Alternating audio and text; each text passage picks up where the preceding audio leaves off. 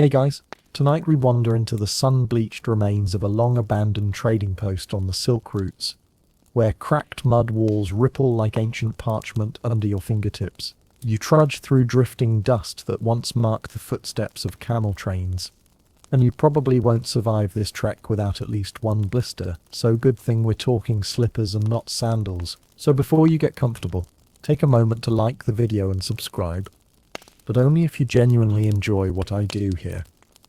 Let me know where you're tuning in from and what time it is where you are. Now, dim the lights, maybe turn on a fan for that soft background hum, and let's ease into tonight's journey together.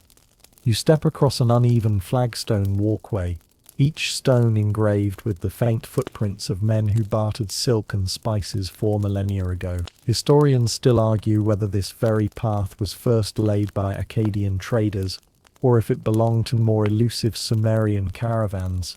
But either way, you feel a soft thrill imagining those early merchants balancing clay amphorae on their heads. A mainstream fact to settle your curiosity: by 2000 BCE, Mesopotamian city-states were already trading lapis lazuli and copper all the way to the Indus Valley, laying the groundwork for what would become the Silk Road network. You pause by a low, crumbling wall where someone long ago dropped a pair of woven slippers, tiny, fragile, and embroidered with now faded crimson dye. Fringe tidbit: some archaeologists believe those slippers were enchanted with camel hair fibers to ward off scorpions crawling in at night. Imagine slipping your toes into that ancient pair, half expecting a scorpion to tickle your ankle as you drift off to sleep.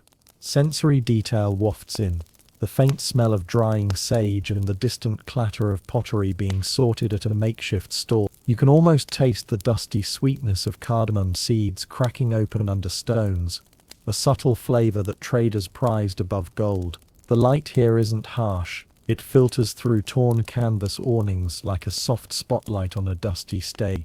You crouch to examine a pattern etched into the dirt, a spiral that might have been a prayer gesture or a merchant's mark, indicating the maker of those slippers. Historians still argue whether these symbols denoted ownership, trade routes, or simple doodles from board guards on long ships. But here you are, tracing that spiral with your fingertip, wondering if the artisan who carved it hummed a lullaby as he worked. A gentle joke drifts into your mind.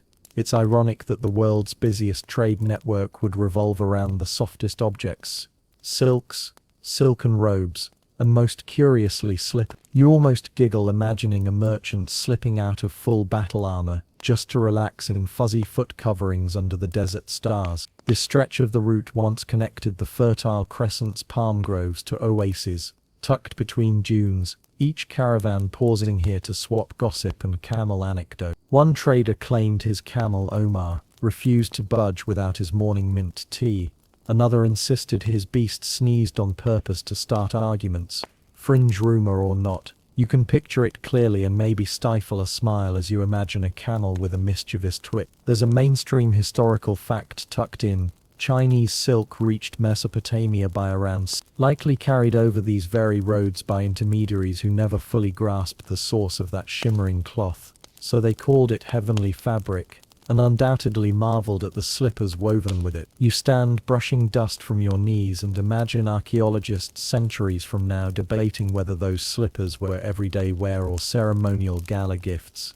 Historians still argue whether they were meant for practical use or purely symbolic exchange. A light joke flits by: I bet those ancient guys worried more about a rock in their slipper than a scorpion under their tent. You feel oddly comforted by knowing human concerns haven't changed much over Your palm grazes a faded mural on the wall, an outline of a merchant bowing to a robed stranger, offering slippers instead of silver. Scholars whisper that gifting footwear was a sign of trust and hospitality, yet some argue it might also have been a polite way to say stay a while and don't wear out my carpets. You breathe in the dry air, tasting faint notes of incense and iron from long broken spear. The world beyond this spot feels distant, replaced by the soft rhythm of your own heartbeat meeting the warm earth. In the hush, you notice a broken pottery shard painted with a slipper silhouette, simple lines marking a functional shoe, yet etched with care. Fringe lore suggests these images were magical blueprints, thought to imbue every slipper made here with the same gentle comfort. Your toes curl at the thought as you sit on a stone ledge, imagining sliding into slippers embroidered with lullabies, literal songs stitched into silk threads. You might chuckle at the idea lullaby laundry service included with every pair.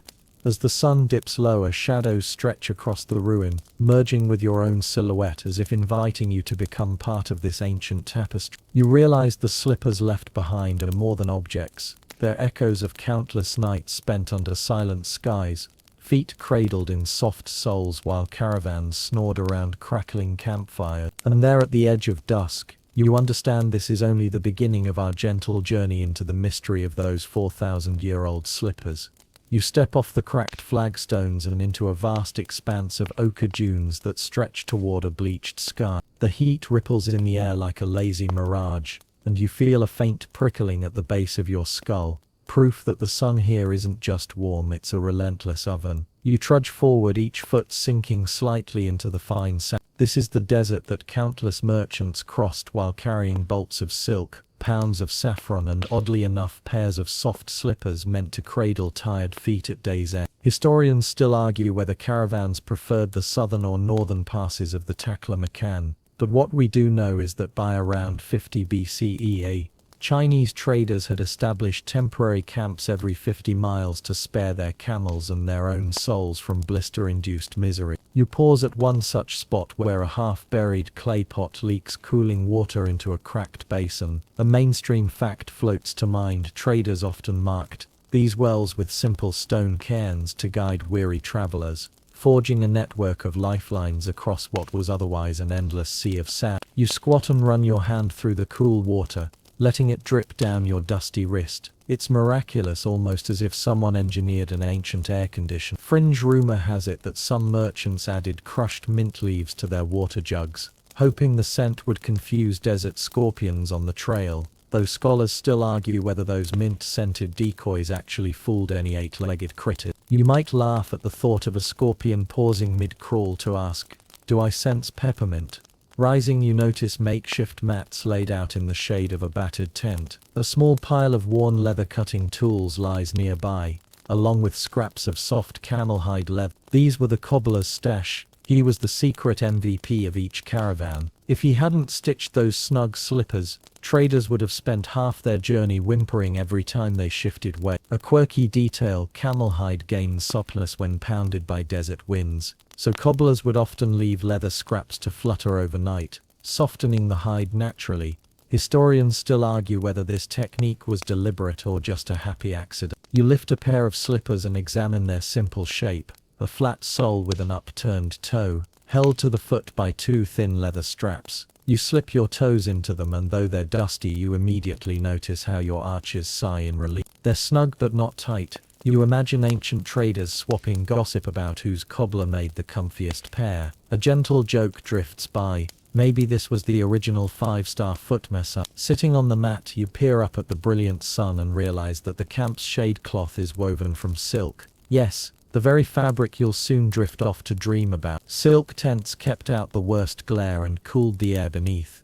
Another mainstream fact: banners of silk fluttered above these camps, advertising a trader's home, city, or his wares. In the wavering heat, these banners looked like dancing flames, lending a serene ambience that might have inspired the earliest forms of ASMR. A faint breeze stirs the tent flap, carrying the scent of cumin and crushed date. Nearby, a trader dips a small brush into a bowl of ochre pigment and paints cooling dots on his cheeks, rumored to trick the sun into thinking he's covered in a layer of protective clay. Historians still argue whether these sunspots truly reduced heat stroke or were merely a fashionable desert accessory. You might smirk imagining a desert runway where everyone's sporting ochre polka dot. As you settle back, you notice how the camp's layout prioritizes foot care. A shallow trough filled with fine sand acts as an exfoliant for weary souls. Merchants would pour a little water over their feet, swirl them in the sand, then slip into slippers for a bit of soothing abrasion. Quirky enough, right?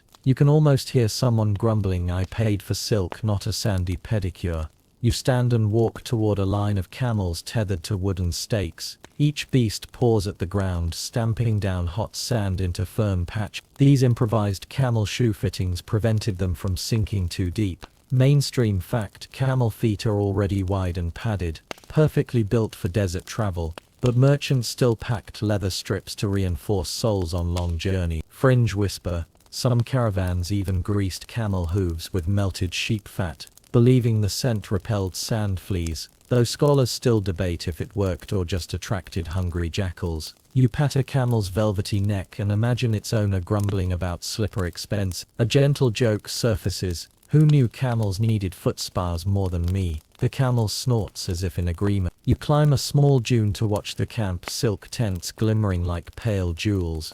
Merchants dozing in doorways and lazy smoke curling from a brazier that's more for ambience than heat. You recall a mainstream fact: by the 1st century CE, caravan leaders kept detailed travel logs, rudimentary GPS of the ancient world, marking water sources, rest stops and slip-resistant rocks. Many logs included notes like, "Avoid Oasis X after sunset. Sand here bites slippers." You hum the idea of sand biting your slippers and nearly laugh aloud. Definitely a foot-centric problem.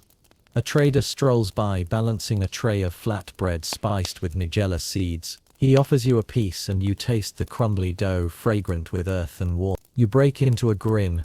This is the earliest form of hiking snack, food for the feet if you will. Fringe fact: some merchants also carried tiny jars of rosewater to refresh slippers, soaked in sweat. Historians still argue whether rosewater did more for morale than actual cleanliness. You tuck the bread into your pouch and wander back to the mat. Slippers in hand, you follow the chatter of merchants comparing blister remedies. Some stood with saltwater compresses, others wrapped feet in fine cloth before sliding into slippers. A quirky detail: rumor had it that a particularly resourceful trader used ground eggshells as an abrasive paste to toughen his soles, though scholars still debate if it was clever or just absurd. Dusk tints the sky in pale lavender and gold. You don your slippers once more, feeling that gentle squeeze at your arches. The camp quiets as merchants retreat into tents, preparing for a night under the stars, feet cushioned and spirits light. You stand on a sand-carved ridge, gazing back at the road you've traversed. Each ridge a small victory over heat, fatigue and blistered skin. You whisper, "Remember, a journey of 1,000 miles begins with comfortable feet." You probably won't find that proverb in ancient scrolls, but it feels apt here. With each breath you sense the desert exhaling around you, a soft lullaby of shifting sands, distant camel snores and the promise of rest in those humble handcrafted slippers. You steady yourself atop a low sand dune and peer down at the caravan nestled in the valley below. Camels stand in a loose semicircle, their faces framed by long lashes that shield sleepy eyes from drifting dust. One of them, a tall gelding with a single hump, blinks at you as if you've disturbed its afternoon nap.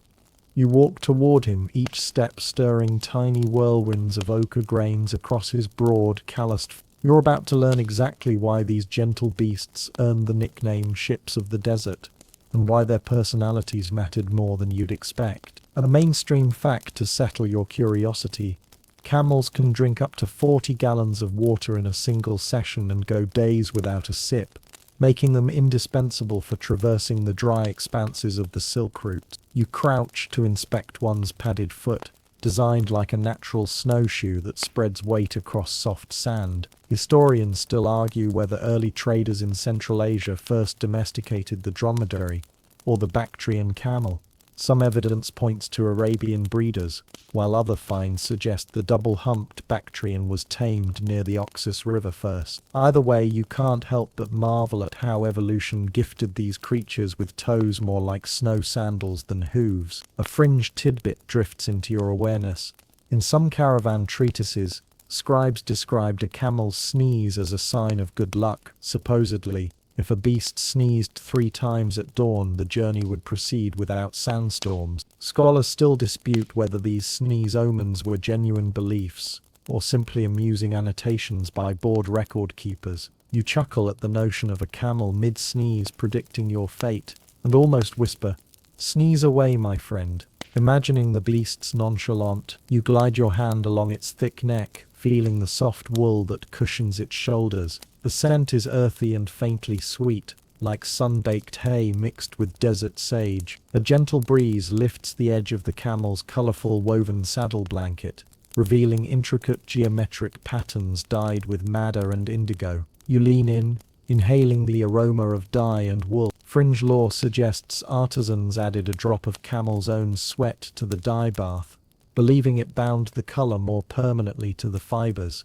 Historians still argue whether this practice improved hue, fastness, or was mere superstition. A light joke drifts through your mind. You start to think these camels are the original connoisseurs of luxury. Only the finest saddle pad and sweetest desert bloom earn their approval. You pat the blanket, half expecting it to respond. Needs more mint oil. You move on to another camel, this one with a roped muzzle that permits gentle chewing of brush and leaves. Its large, expressive eyes follow a passing merchant juggling bowls of porridge. You bend to look into its mouth. 2 rows of tough, leathery pads and peg-like teeth, built for grinding thorny plants. A mainstream fact: camels can eat cacti and saltbush without injury, thanks to their specialized dental ridges and thick tongue. You stick out your own tongue to test the idea, but thankfully no one offers you a prickly plant to sample. Around you, muleteers call softly to their chargers, coaxing them with phrases you can't quite catch. One voice is in broken Aramaic, the other in a Turkic tongue, languages blending like spices in a stew. You realize camels inspired unique jargon among handlers. Slight shifts in a rein meant turn left, a tap on the flank meant speed up, and a gentle tug meant hold steady. Historians still argue how standardized these signals really were across vast regions, or if every caravan invented its own code. The soft murmur of camel chatter continues as you stand and brush sand from your knee. You notice that each camel has small leather tags tied to its harness, stamped with tiny symbols representing a home oasis or trader's birth city. Fringe rumor claims these tags also functioned as small prayer charms, blessed by desert monks, to keep beasts calm under starlit skies, though scholars remain divided on whether those charms were as widespread as legends suggest.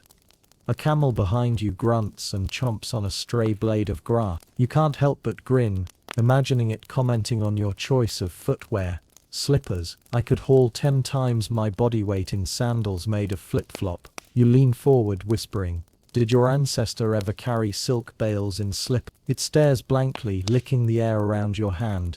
Moving between beasts, you sense their collective presence, an ambient hum of contentment, punctuated by low moans and rhythmic head sway. A camel dozes, head resting on padded knees, and you half expect it to snore in time with your heartbeat. The air here tastes of warm sweat and dust, but also something indefinably calming, like the memory of rain on dry earth. Fringe detail: some caravans burned juniper wood at dusk to mask odors and keep insects away, creating a smoky haze that travelers claimed soothed restless camels and humans alike.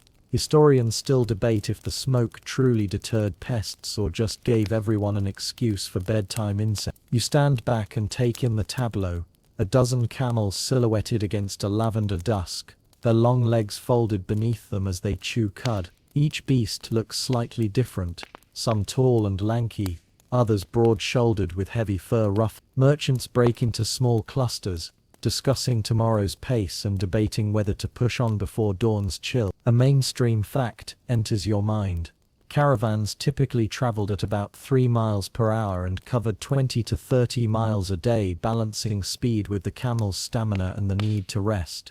A light joke surfaces: 3 miles per hour. My living room treadmill can't even manage one without complaints. You smirk, thinking how complaining about exercise is a timeless tradition, whether on a sandy ridge or in an air-conditioned gym. As you settle into the sand beside a small fire pit, you listen to handlers gently patting their camels, murmuring reassurances in low tones. Rambutan red embers glow, and warming your hands you feel connected to traders who shared this same firelight thousands of years ago. Sensory detail deepens: the crackle of wood, the faint hiss of shifting sands, the scent of camel fur mingled with burning resin. You can practically taste the savory broth they'll sip tonight, flavored with preserved meat and a sprig of wild thyme. You slip your own feet into a pair of soft slippers left near the camp's edge, noting the contrast between your modern foam soles and the ancient leather you touched earlier. Yet both serve the same purpose: to cradle your tired feet after a long day's march. You almost whisper to the camels, "Thank you for carrying more than just goods.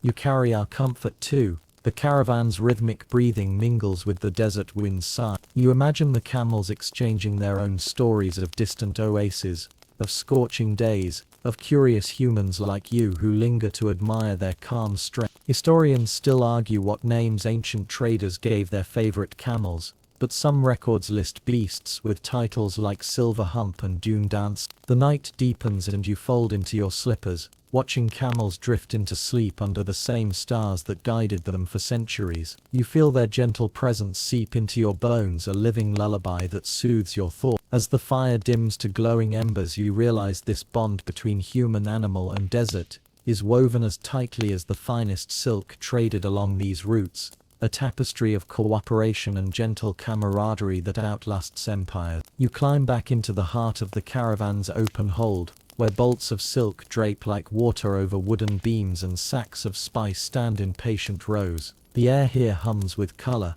shimmering ivory cloth, deep indigo length after length, and ribbons of crimson loose from their binding. You duck under a roll of silk brocade, breathing in a soft perfume of mulberry leaves and dyed threads. Historians still argue whether the highest quality silk reached its peak under the Han dynasty or if later Tang artisans perfected the weave. But either way, by the 2nd century BCE, China was exporting enough silk to outfit entire armies in softly sliding robes. You wander between merchant bins filled with cardamom pods plump as small marbles, cinnamon sticks bundled like rustic scrolls, and peppercorns that promise a distant tingle on your tongue. A mainstream fact pulses through your mind: black pepper was once traded ounce for ounce like silver, making it more valuable than gold in some markets. Flip that thought and you realize slippers, light, portable, and made of silk or leather, were the perfect luxury item to trade alongside spices. They took up little room, weighed almost nothing,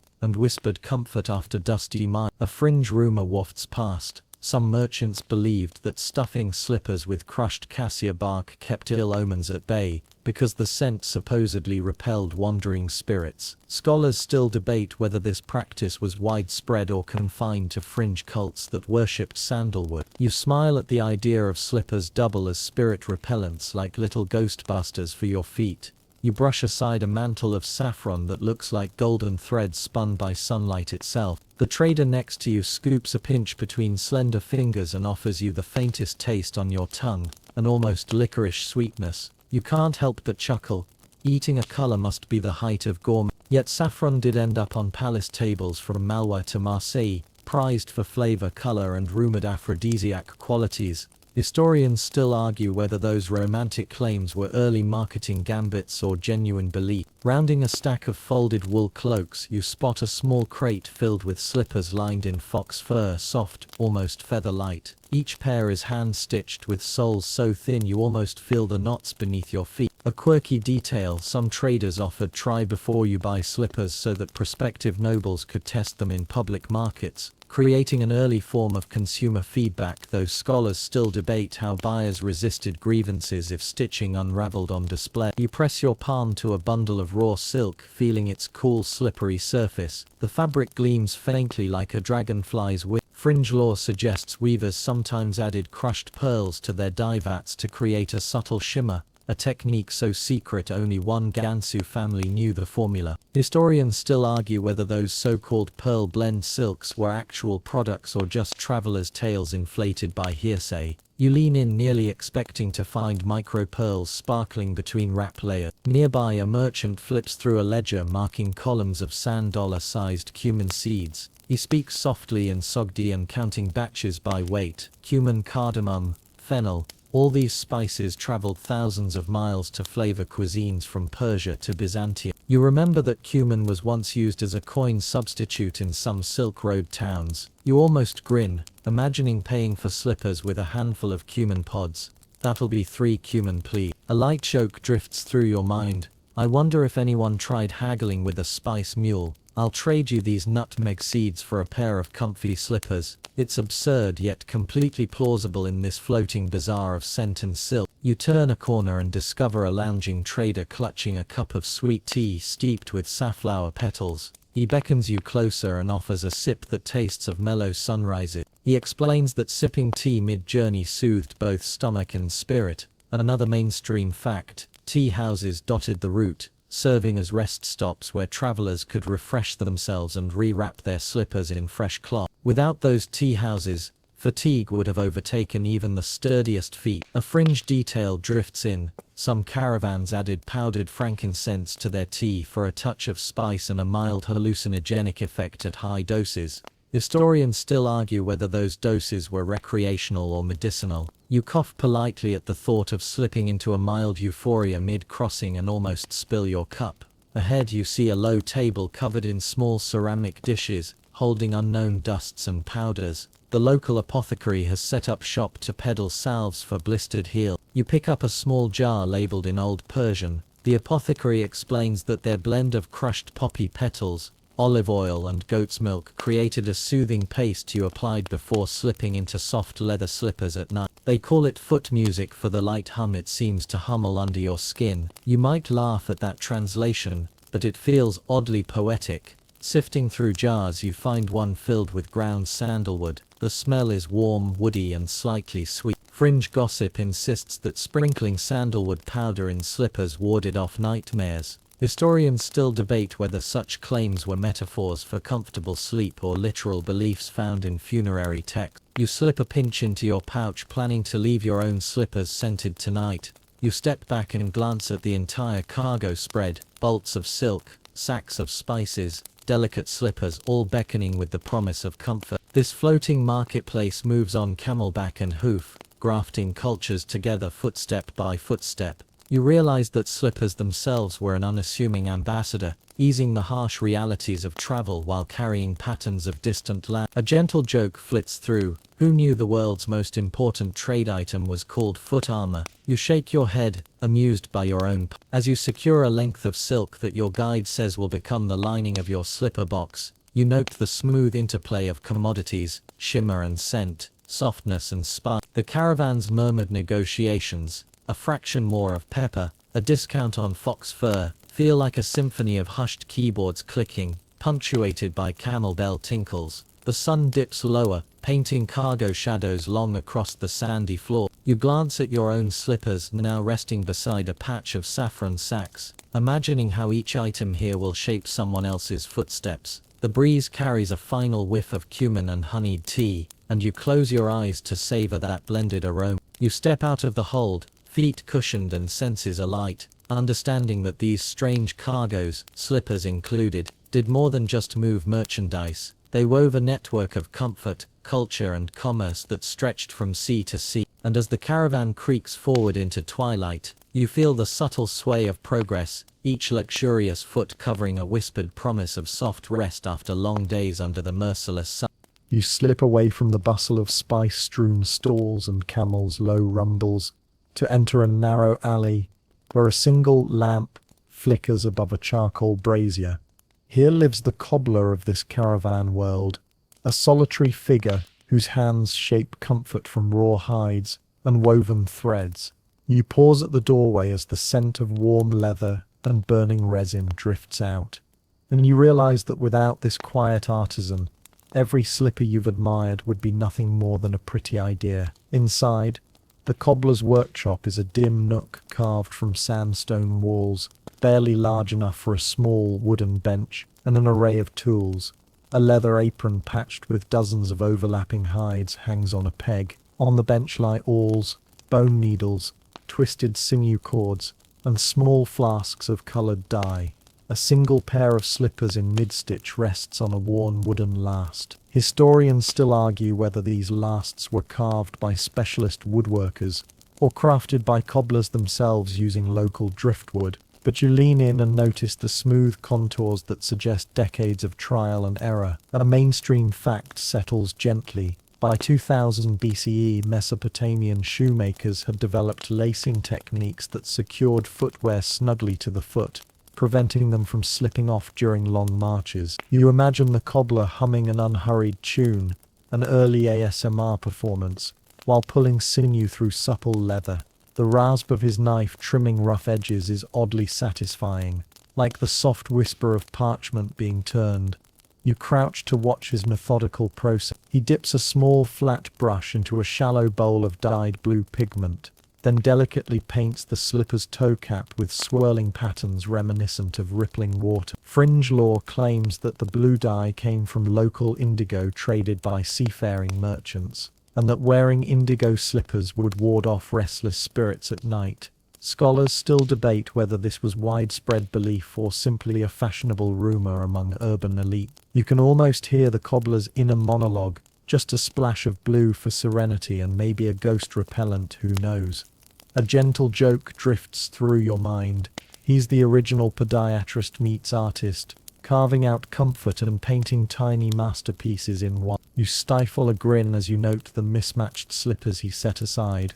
Perhaps test models that prove too snug or too loose. You wonder if any trader ever returned complaining, "These slippers fit my left foot but not the right, can you swap them?" The workshop walls are lined with faded sketches, simple line drawings of different slipper shapes, labeled in both Aramaic and Old Persian. A fringed tidbit. Some sketches include annotations about adding extra arch support by layering thin strips of camel hair felt, a technique you first heard at that desert camp. Historians still argue whether that felt layer was meant for insulation against cold mountain passes, or to provide a gentle massage with every step. You lean in to study one note scribbled in the margin, gentle hum underfoot. You run a fingertip over the worn handle of a small hammer, its wood polished smooth by countless taps on leather soles.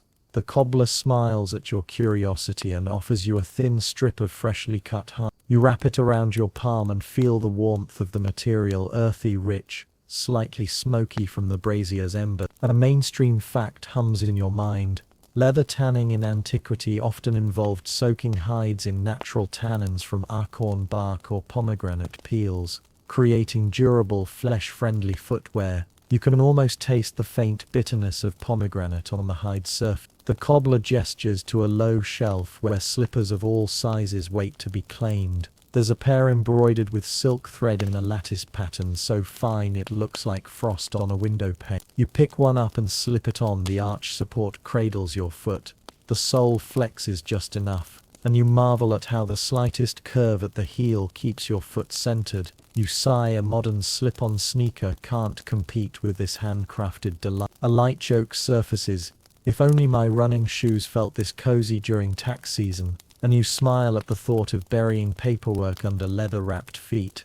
Above you a small shelf holds jars of salves and ointment. A label in Greek script reads, Aqua Calida, a foot soak scented with lavender and ground barley. You dip your fingers into the jar and smell floral warmth. Fringe gossip says some merchants added crushed pearls to this mix, believing it made feet sparkle under moonlight, though scholars still argue whether actual pearls were used or if it was just a poetic metaphor scribbled by a bored scribe. Either way, the idea of pearlescent slippers tickles your imagination. The cobbler picks up a slender metal tool, an awl with a carved bone handle, and offers to demonstrate a decorative stitching technique. You lean in as he pushes the awl through soft leather, pulling colored thread that loops into tiny flower shapes along the vamp. It's calming, almost meditative, the steady rhythm of needle and thread lulling you further into relaxation. You notice a small severed thread on the floor, caught in a spiderweb fringe detail.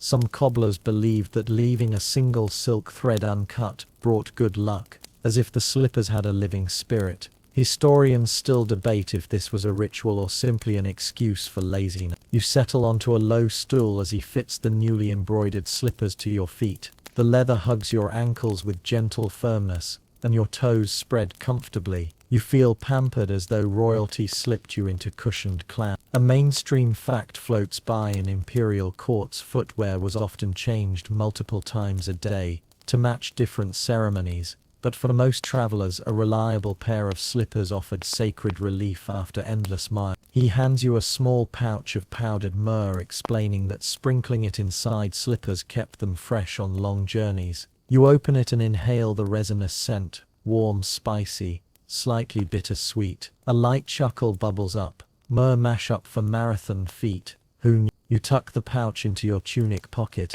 imagining using it tonight before slipping into your own bed.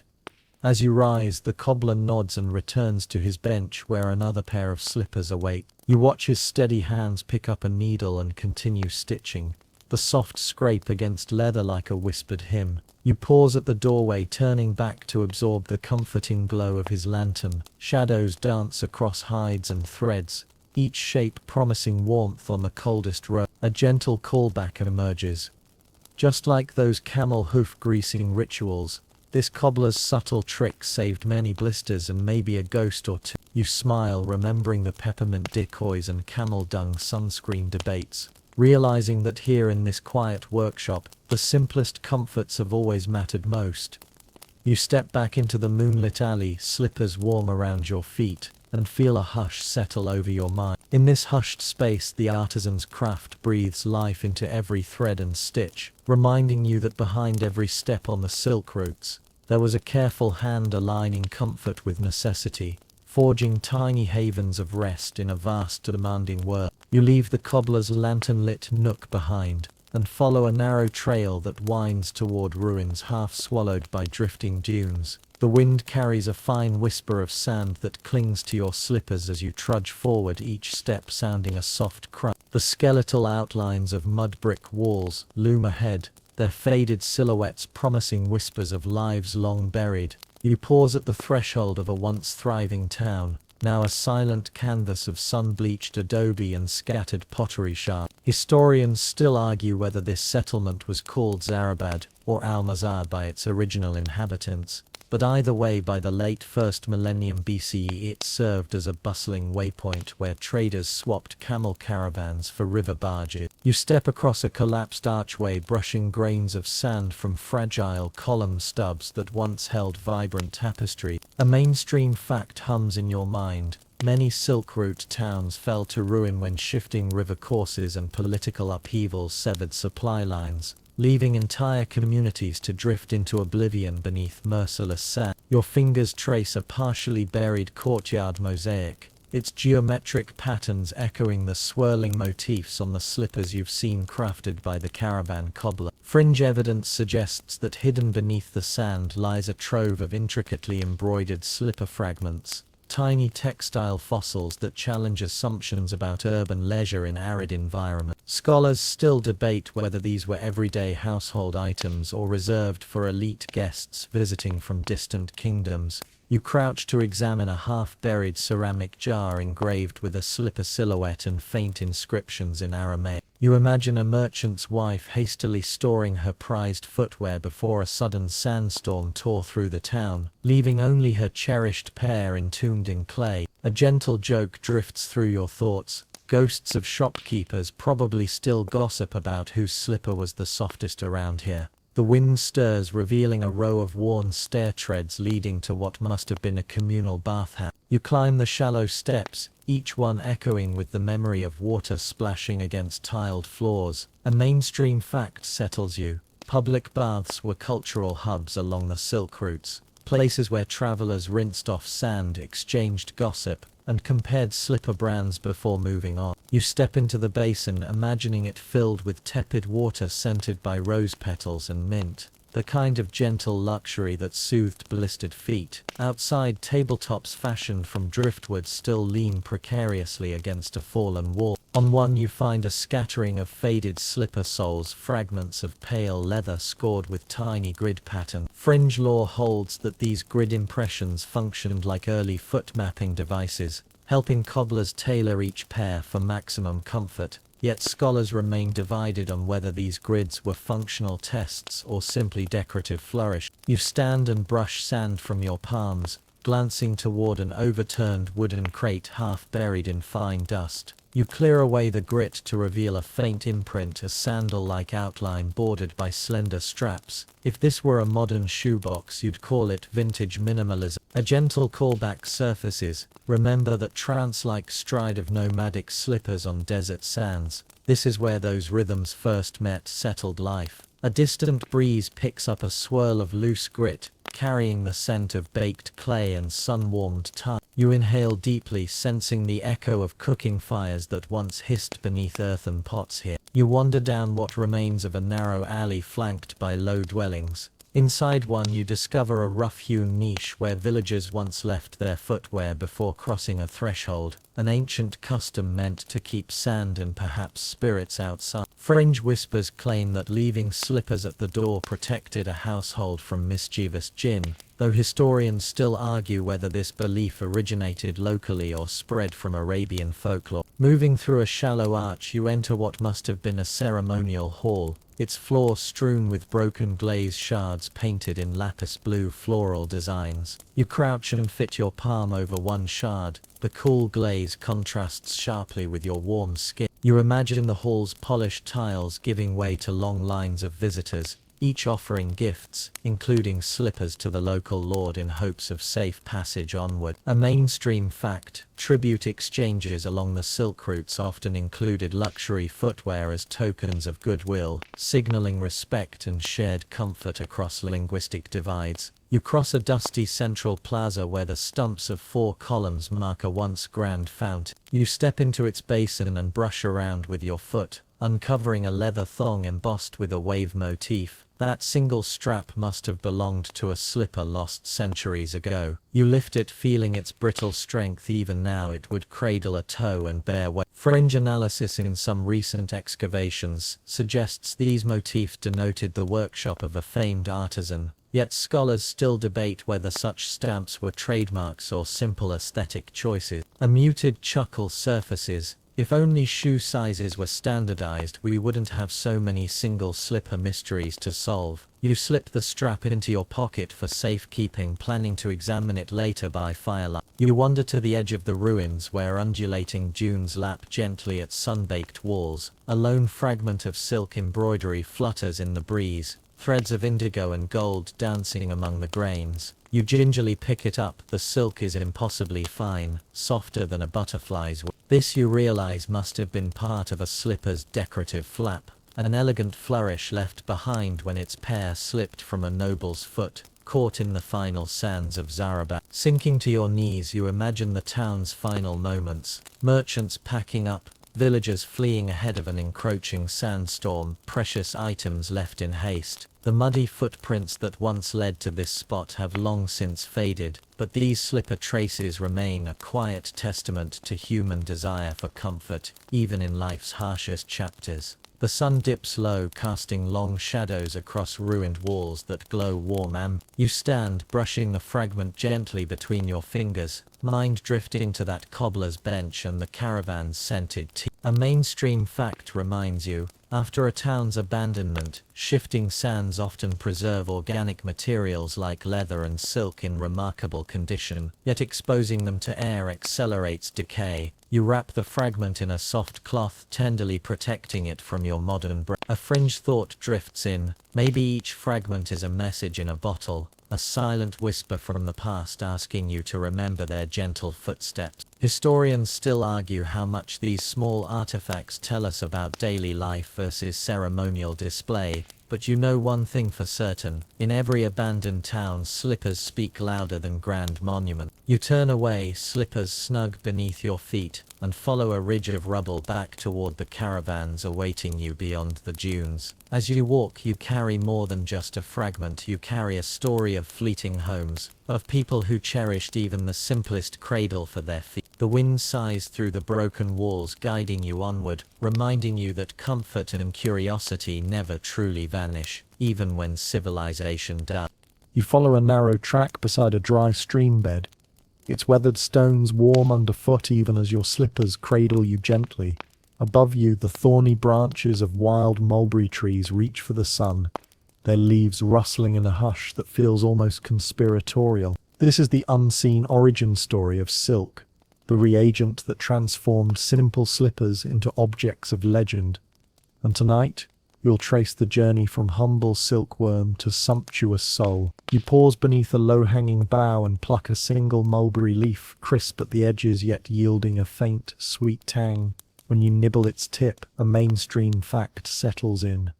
Bombyx mori, The domesticated silkworm feeds exclusively on mulberry leaves, and by around 3000 BCE, Chinese sericulturists had perfected its breeding, creating a silk industry that would shape economies for millennia. Historians still argue whether sericulture first emerged in the Yellow River Basin, or in more remote southern provinces, but either way the technique spread quietly, like a well-kept secret, until silk caravans stretched across continents. You lean against the rough bark and imagine ancient children in Chinese hamlets coaxing silkworms from their chrysalises, their tiny bodies spinning translucent cocoons that shimmer like morning dew. Fringe lore whispers that some families believed silkworms bore ancestral spirits, and they spoke to each new generation of larvae as if greeting kin.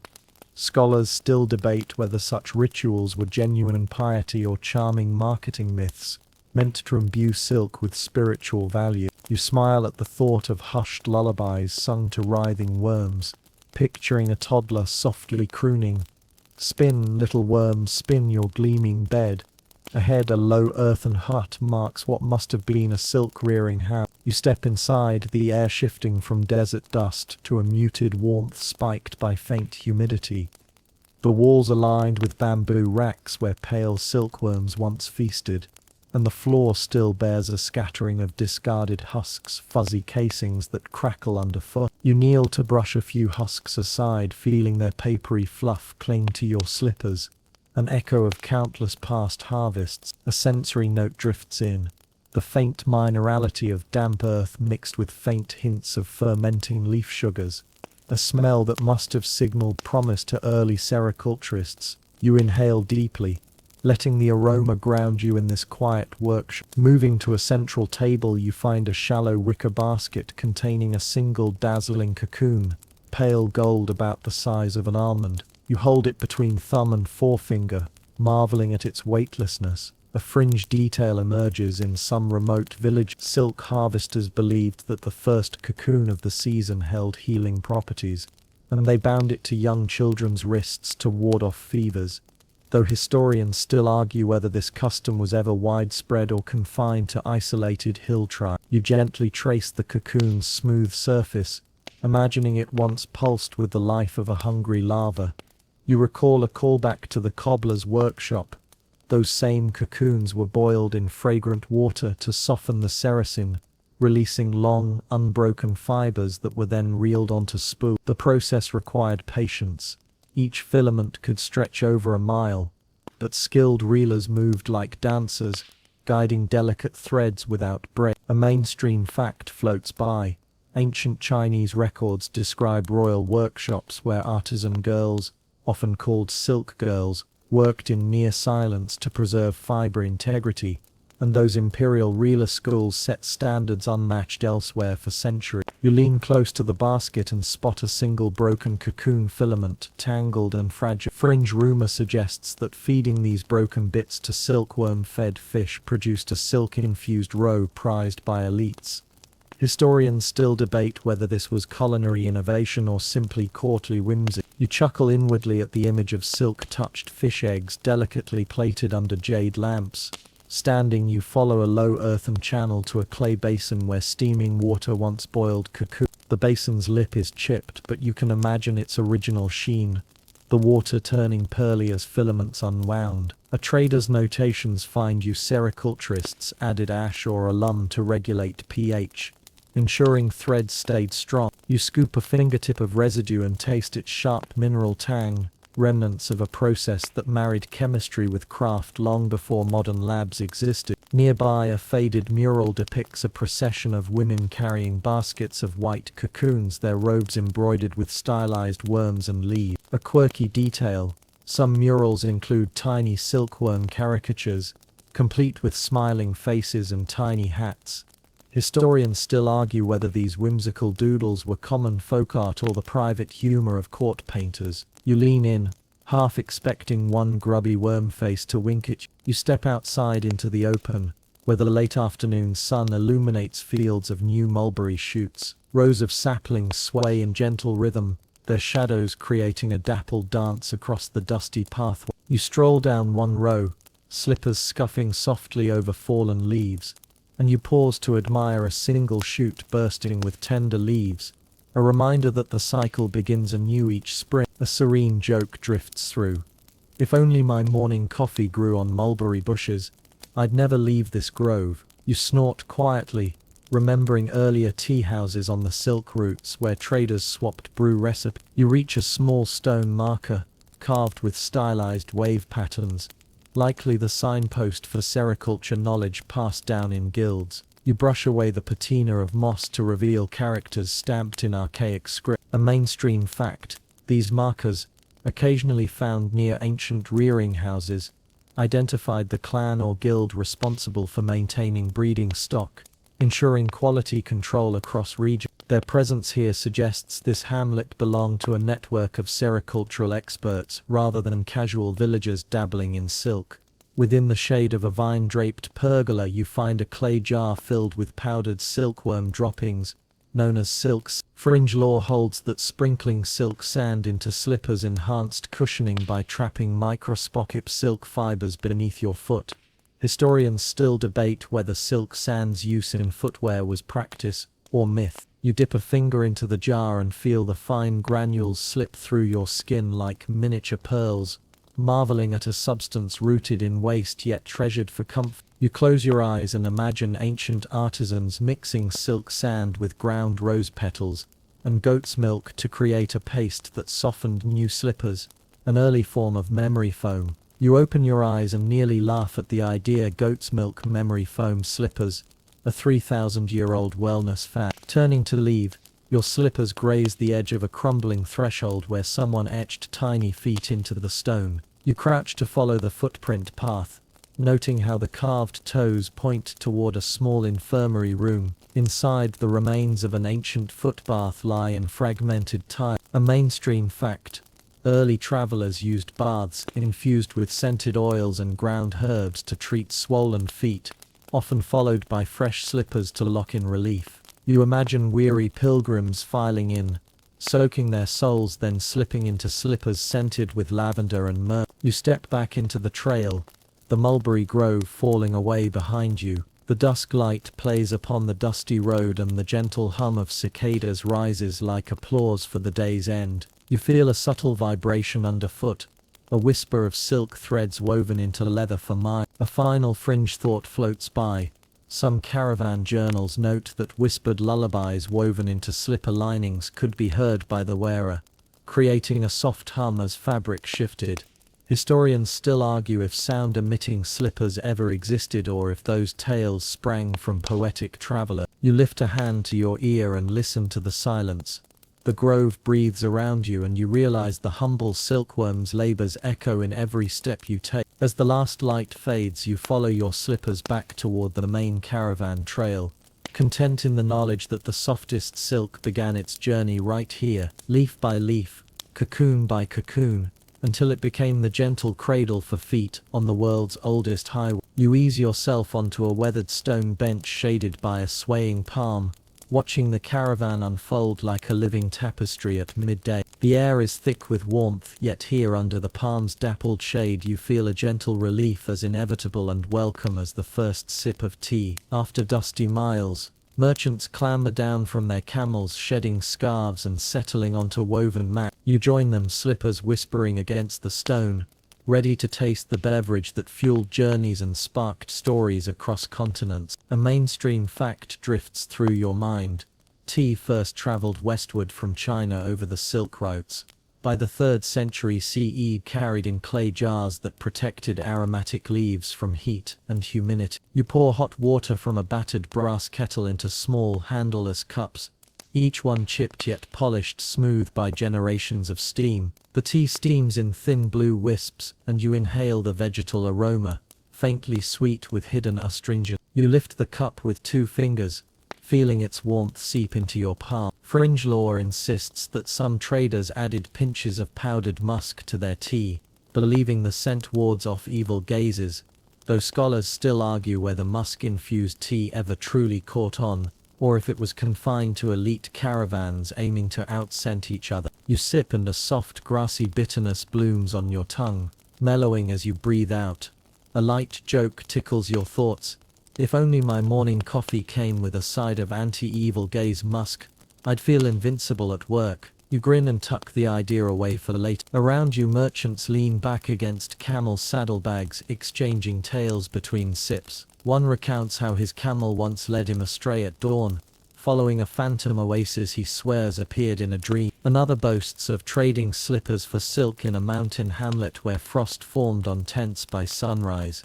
An ironic twist of footgear fate. Historians still argue how embellished these caravan anecdotes became over time, as oral traditions layered humor and heroism on kernels of truth. You straighten unsettled by a breeze that carries hints of cardamom and crushed pine needles. A trader passes you a small bowl of candied ginger, ginger being the earliest digestive aid along the routes, valued for tame stomach cramps on long marches. You pop a sugary slice into your mouth, and its spicy warmth spreads like a waking lullaby, coaxing a contented sigh. A quirky detail emerges. Some caravans stored ginger in linen pouches, stitched into slipper linings, ensuring a stashed snack and discreet aroma whenever someone sat cross-legged. Scholars still debate whether that practice was pragmatic or just a clever marketing ploy by ginger merchants. You lean back and the palm leaves rustle overhead like a soft applause. A gentle callback echoes, just as cotton mats soothed sweaty feet. Here ginger soothes bubbling stomachs, tiny comforts stitched into travel. You almost laugh at the symmetry. Nearby, a young apprentice pours sugar cube-sized lumps of crystallized grape must into You notice the bittersweet sweetness dancing under the tea's edge. A mainstream fact reminds you that sugar was so precious in some regions that caravans sometimes prioritized honey or grape must syrup, viewing cane sugar as a distant luxury. You play with a lump on your spoon, imagining peeling the wrappers off modern candies. A fringe tale drifts in. A few caravans reputedly carried small vials of oil distilled from Himalayan poppies. A drop in tea supposedly eased pain and induced mild dreams. Historians still argue if that practice verged on primitive opioid use, or if the doses were too minuscule to matter. You swallow that thought quickly, grateful your tea feels serene rather than soporific. No hazardous napping mid-route. You watch as two merchants start an impromptu game of dice using carved bone pieces, originally meant for slipper ornaments. Each roll is cheered or groaned over another gulp of tea. You join in shaking a pair of dice and landing a winning toss. You collect a jesting bow before tipping back your cup. A light joke surfaces. Win or lose, at least I didn't gamble away my slippers. You laugh softly, picturing bare feet in a high-stakes volley. The apprentice offers you a second cup, this one steeped longer and tinted chestnut brown. You swirl it, noting how the color deepens near the rim like slowly darkening twilight. You sip, eyes closing as the warmth spreads through your chest. Sensory detail. The lingering flavor hints of toasted grains, a welcome reminder of portable barley tea sometimes brewed when leaf tea ran low. An elder trader clears his throat, launching into a story of a princess who once disguised herself as a caravan guard to taste the freedom of the open road. He describes how she traded her jeweled slippers for simple leather ones, savoring the unadorned simplicity beneath palm shade resp. Fringe evidence suggests that tale might be based on a real princess from the Tocharian kingdoms, yet scholars still debate her true identity or if she existed at all. You lean in, captivated, imagining the princess reclining here, slender feet enfolded in humble slippers as she sampled mint tea with rogues and traders. You feel the heat fade from your arms as the shade deepens. A soft breeze chills the surface of your skin, carrying a swirl of dust and palm resin. You notice how your slippers cushion each subtle shift in weight, the leather soles flexing beneath the stone bench, cradling your arches. A mainstream fact surfaces.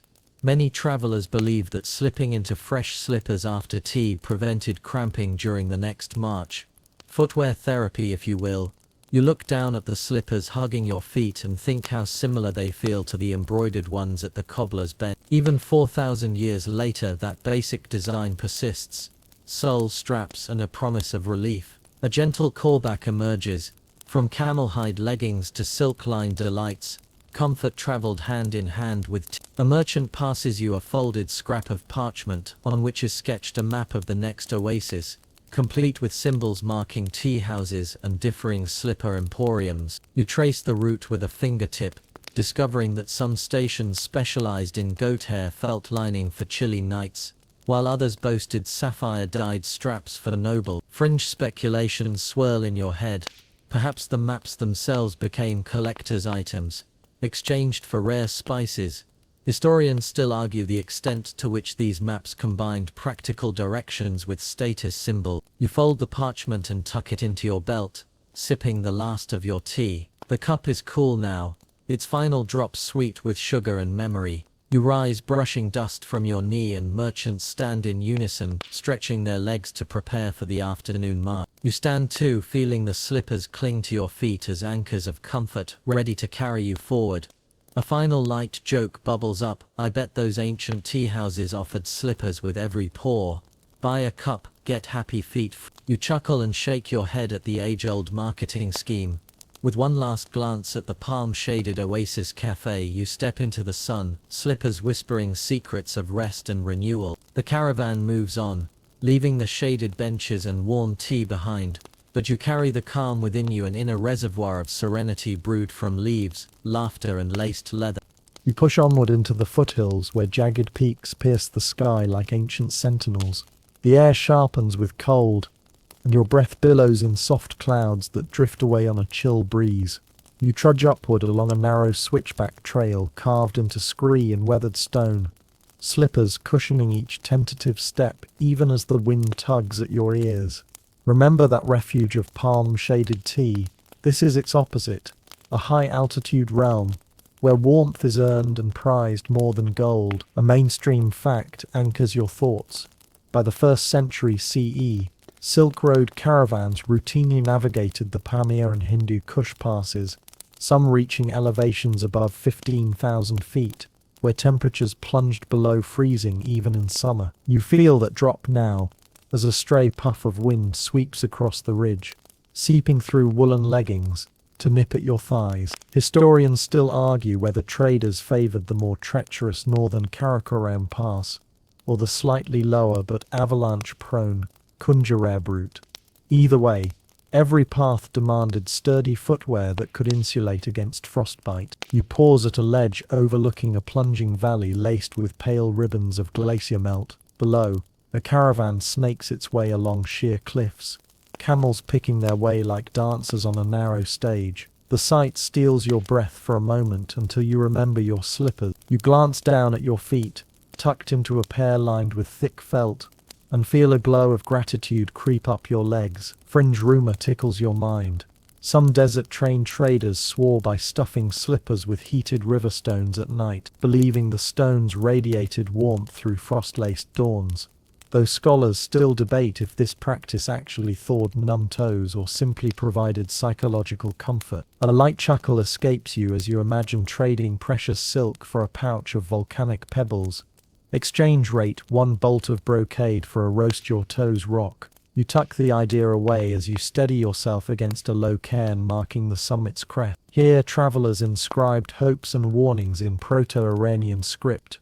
Drink sparingly, trek slowly, and don't trust the silent snow. You brush away a thin glaze of frost to reveal a simple slipper engraving, worn nearly smooth by centuries of wind and footsteps. You brush your fingertips across the design, tiny loops and whirls reminiscent of the patterns in that desert mosaic, and realize that this single mark links all sections of your journey, from dunes to peaks. You stand and brush snow from your slippers, inhaling a crisp, near-metallic scent of ice and high-altitude pine. The world stretches out in a panorama of peaks, each coated in alabaster. A distant avalanche rumble rolls across the valley, a reminder of nature's fickle power. You steady yourself with both hands on a granite outcrop, feeling its cold solidity through wool gloves. A mainstream fact surfaces: mule trains in these heights often carried portable foot baths, small copper tubs to which boiling water from campfires was added, offering a fleeting oasis of warmth before sliding into slippers for the night. You raise an eyebrow at the memory of that desert bathhouse. Here it transforms into a copper cauldron perched on a rock hearth, steam swirling like ghosts among snowflakes. Fringe legend whispers that spice merchants once tossed saffron threads into these high-altitude baths to color the water golden, claiming the hue tracked blood flow and prevented numbness. Historians still argue whether saffron's microcirculation benefits were real or mere caravan lore. You shiver as the wind tugs at your tunic, imagining yourself soaked in golden water, toes soaking in chilly relief. A low growl rumbles from the valley below. No, not a rogue avalanche, but the deep hum of distant cowbells. You peer over the cliff edge to spot a line of yaks, broad-horned, shaggy beasts adapted to cold, plodding up the trail, each bearing panniers of tea grain and those volcanic pebbles you pictured. Yaks, unlike camels born for thin air, carried precious cargo across peaks where even seasoned traders risked frostbite. A mainstream fact: Bactrian camels struggled above 10,000 feet. So caravans often switched to yaks for high routes, each hairy behemoth walking with deliberate slowness to preserve energy. You gaze at one yak chewing cud, its breath mingling with morning mist. A fringe detail surfaces. Some handlers smeared yak fat onto leather straps binding cargo, believing the animal's own warmth would seep into packs and protect goods and toes from freezing. Though scholars still debate if yak fat insulators ever outperformed simple felt wrap. You imagine a trader slipping his feet into slippers half-coated in yak grease, each step an aromatic tribute to beast and boot alike. You continue upward, each step more labored as the air thins. Your slippers, once dusty desert companions, now cradle your feet like toasty nests, their felt layer absorbing sweat and retaining heat. You grip a rough-hewn handrail of twisted metal rope, turning to catch your breath. The wind whistles through the rope strands, sounding eerily like distant chimes. A gentle joke drifts through. Who knew mountain passes could double as giant musical instruments? You press on, boots and slippers switching duties as you switch from rocky path to snow-dusted trail. One misstep sends a spray of gravel sliding downward, and you steady yourself with a grunt. The path narrows to a rib of stone, each footfall a gamble between cement and vault. You recall the camel hoof grid tests and valley bathhouses, but here the stakes feel higher. One wrong slip could send you tumbling into the void. You tighten your breath and focus on the rhythmic flex of your slippers, each grain of the trail muted by soft sole, each step a small triumph over the mountain's rough embrace.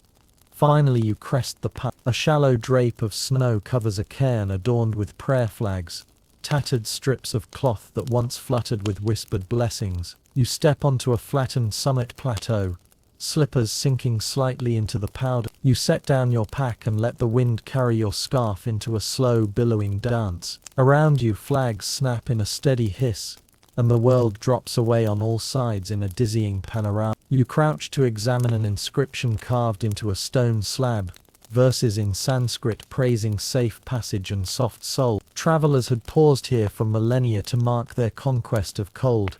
Historians still argue whether these verses predate Buddhist pilgrims or were added later by Hindu merchants crossing the same route. You trace the grooves with a gloved fingertip, feeling the deep hollows of letters carved by hand. A fringe rumor drifts in.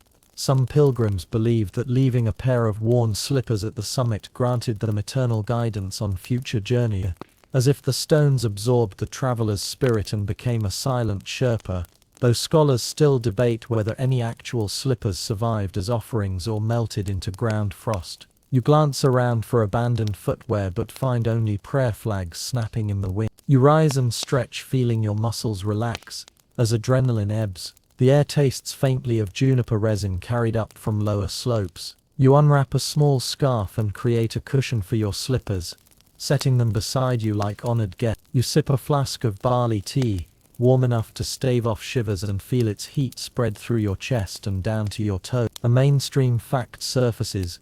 Barley tea, caffeine-free, was favored at high altitudes because it warmed without agitating the heart, a stable companion on precarious ledges.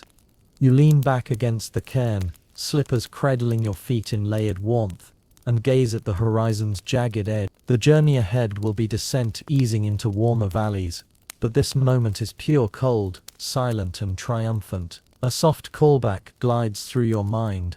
From desert dunes to mountain heights, our slippers have journeyed with us, adapting to sand and snow alike. You close your eyes, letting the wind's steady whistle become your lullaby. Slippers rest at the threshold of your senses, a gentle reminder that comfort need not abandon you, even when the world turns bone-chilling. Here at the roof of the ancient world, you cradle your feet in warmth, victory whispered through felt and leather, and know that every journey's greatest challenge is met with every small, soft step. You descend from the jagged heights and step onto the endless grasses of the Eurasian steppe, where the earth stretches flat to the horizon and the sky unfolds like a vast canvas of ink and starlight. The air here carries a gentle chill, imbued with the sweet scent of prairie grass and the distant tang of livestock. You slip into your felt-lined slippers and feel the soft give beneath your feet, as if the earth itself is cushioning your step. Tonight you join a band of nomads who wander under these sweeping skies, their footsteps and star charts guiding caravans and stories alike. A mainstream fact drifts through your mind. For millennia steppe nomads, Scythians, Sogdians, later Mongols used the night sky to navigate vast distances, reading constellations like road signs. You settle beside a flickering fire where robed riders lounge on folded wool mats, their horses tethered in a neat circle. One elder points to the Great Bear low on the western horizon and mutters that following its tail leads you toward winter pasture. Historians still argue whether the Scythians recognized Ursa Major by 700 BCE, or adopted the imagery later from Mesopotamian star lore.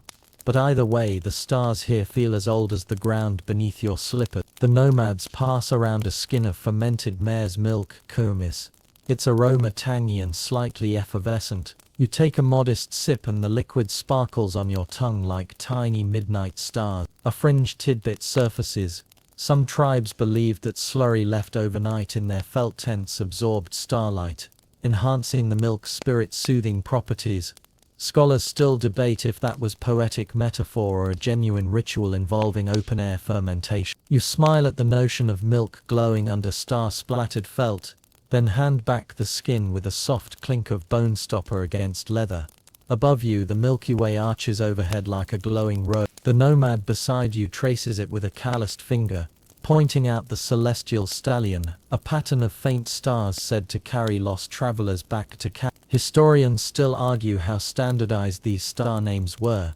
Did every clan see the same shapes, or did each sheikh spin his own sky lore? You lean back on your elbows, slippers brushing grass seeds, and feel a hush descend, broken only by quiet murmurs and the distant bleat of goats. A light joke drifts into your mind.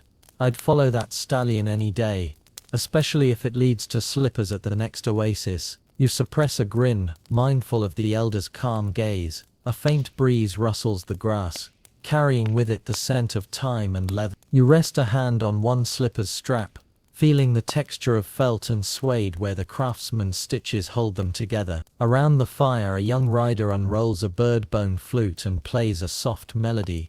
Each note hums like the low purr of a camel, yet here it feels more like the heartbeat of the steppe itself. Fringe rumor says these melodies were taught to infants to soothe restless feet in cradleboards, though scholars still debate whether such lullabies were common or confined to elite tribal families. You close your eyes, letting the flute's hymn wrap around you like a warming shawl. The nomads share a communal meal of roasted lamb, its aroma smoky and rich. You nibble at tender strips, savoring meat that melts in your mouth. A mainstream fact surfaces.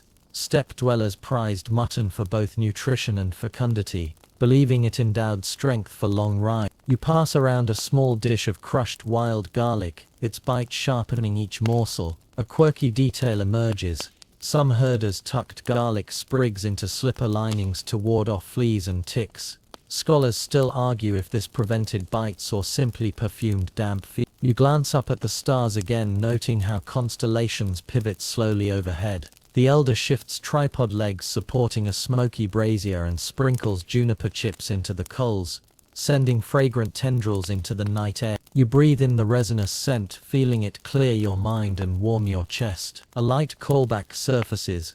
Just like desert juniper eased camel restlessness, here it steadies human hearts under the infinite sky. A nomad storyteller lifts a tasseled felt hat and recounts the tale of the silver slippers, mythic boots woven from starlight and lamb's wool. said to grant silent travel across enemy camp. Fringe evidence suggests this legend influenced real slipper designs with metallic thread embroidery.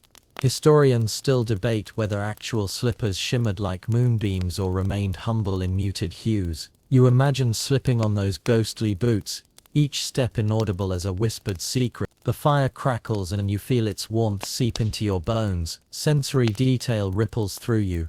The coarse tickle of steppe grass against ankle-weighted slippers, the low chorus of grazing horses, the flicker of firelight dancing across faces lined with wind and time. You lean forward and tuck a small kerchief into one slipper strap, as a light joke tickles improvised heated insoles, step style.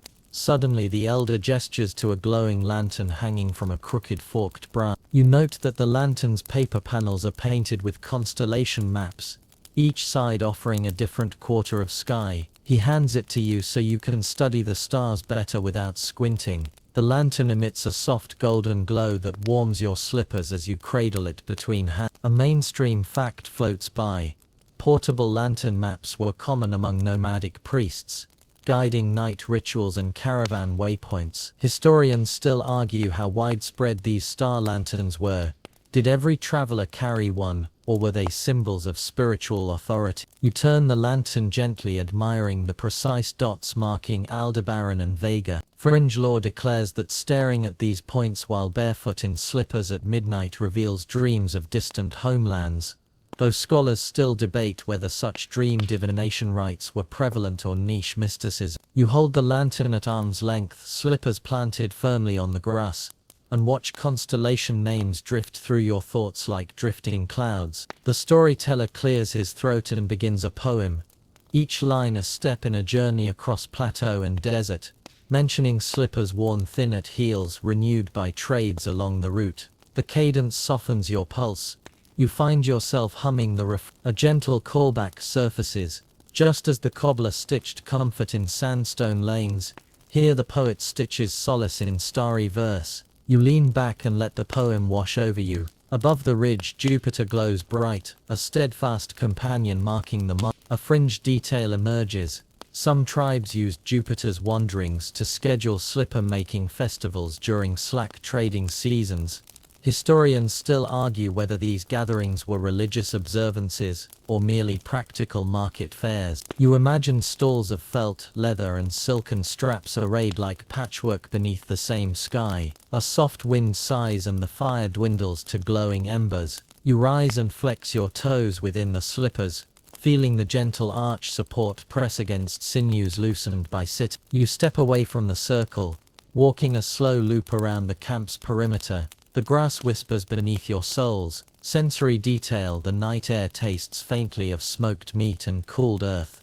The silence broken only by distant hoofbeats as a patrol returns from marking the route. You stop at the edge of camp and turn to face the sky one last time. The Milky Way's boundless ribbon and scattered constellations feel like an invitation, and a reminder that navigation isn't just about maps and stars but about knowing where comfort waits. Your slippers, plush and worn-in, echo this truth. Wherever you wander, home is where gentle souls follow. You close your eyes and inhale the grass-scented breeze. A light joke flits through. Silkworms might spin cocoons but steppe nomads spin legends, preferably under comfy slippers. You smile softly and open your eyes as the nomads begin to settle for the night. You realign your slippers with care, each strap smoothing over the other, ready for tomorrow's march beneath endless heaven. You tighten your grip on the leather strap of your slipper as you step into a dimly lit valley, known among traders as Thieves' Hollow. The dusk here drapes the rocky walls in deep indigo shadows, and a hush falls over the caravan as you approach. Even the camels seem to tiptoe. You feel that familiar tug of anticipation and just a touch of unease, because this stretch of route has long been whispered to harbour mild-mannered bandits who specialize not in grand robbery, but in stealthy slipper snatching. A mainstream fact anchors your senses from the 1st century BCE onward.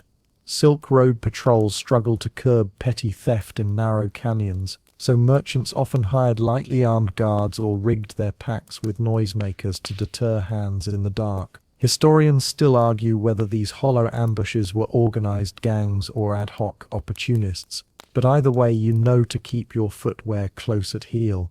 You pause by a low outcrop draped in desert sage, inhaling its resinous scent mingled with the faint smoke of distant cooking fires. A fringe tidbit unfurls in your mind. Some caravan journals mention phantom slipper thieves who wore insoles made of soft wool to mask their approach, moving so soundlessly they seemed to glide over pebbles. Scholars still debate whether these wool-soled bandits ever existed or if they were embellishments by traders stretched thin by fear and fatigue. You feel a shiver of delight at the thought of a foot-focused heist and wonder if you could ever outslip a slipper stealer. As you continue, your slippers whisper across the rubble-strewn path, reminders of your own vulnerability and comfort in one sighing hush. The canyon walls close in, and you step into a narrow alcove where carved niches once held oil lamps that guided night travelers. Now, the niches are empty save for spiders and the occasional flicker of bioluminescent fungus. You crouch beside one alcove, brushing dust from an ancient carving, a pair of crossed slippers flanked by dagger symbols,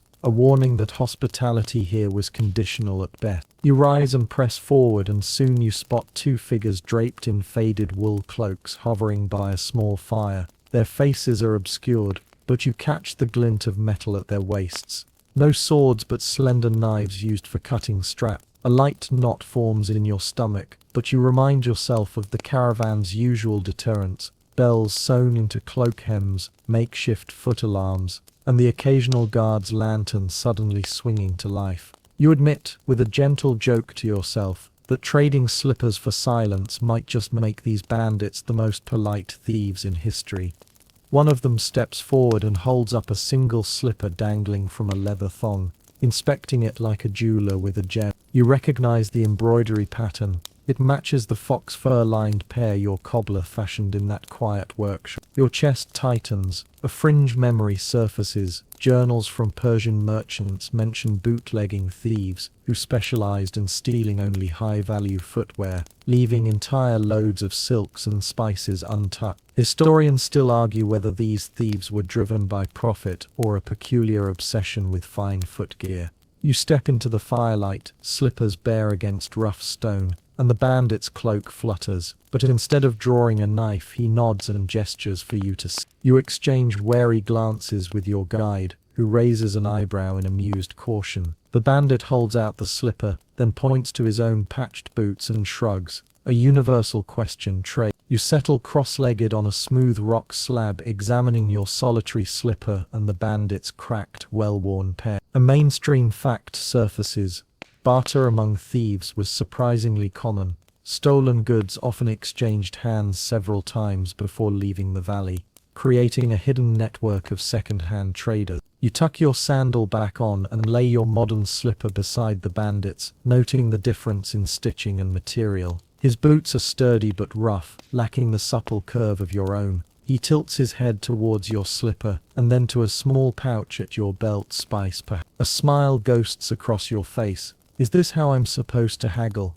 You wiggle your toes. The bandit nods slowly, then blows out a breath and shakes his head, returning the slipper. He pats his own boots as if to say no deal. A fringe rumor drifts into your awareness. Some thieves left behind written coupons, sealed in leather pouches, promising future slipper repairs in exchange for spared feet. Scholars still debate whether these leather vouchers ever held value beyond legend, or if they were tokens passed among travelers to mock the idea of trusting rogues. You can't help but smile at the idea of a thief-issued spa voucher. The bandit reaches into his cloak and pulls out two small bells, tiny brass charms shaped like slippers. He jingles them softly, and you realize this is a signature of his crew. The slipper bells meant both to announce approaching danger and to mark stolen goods. The bell's sound is low and tinkling, a quiet melody of mischief. You lift an eyebrow, wondering if carrying similar bells on your own slippers might keep further bandits at bay.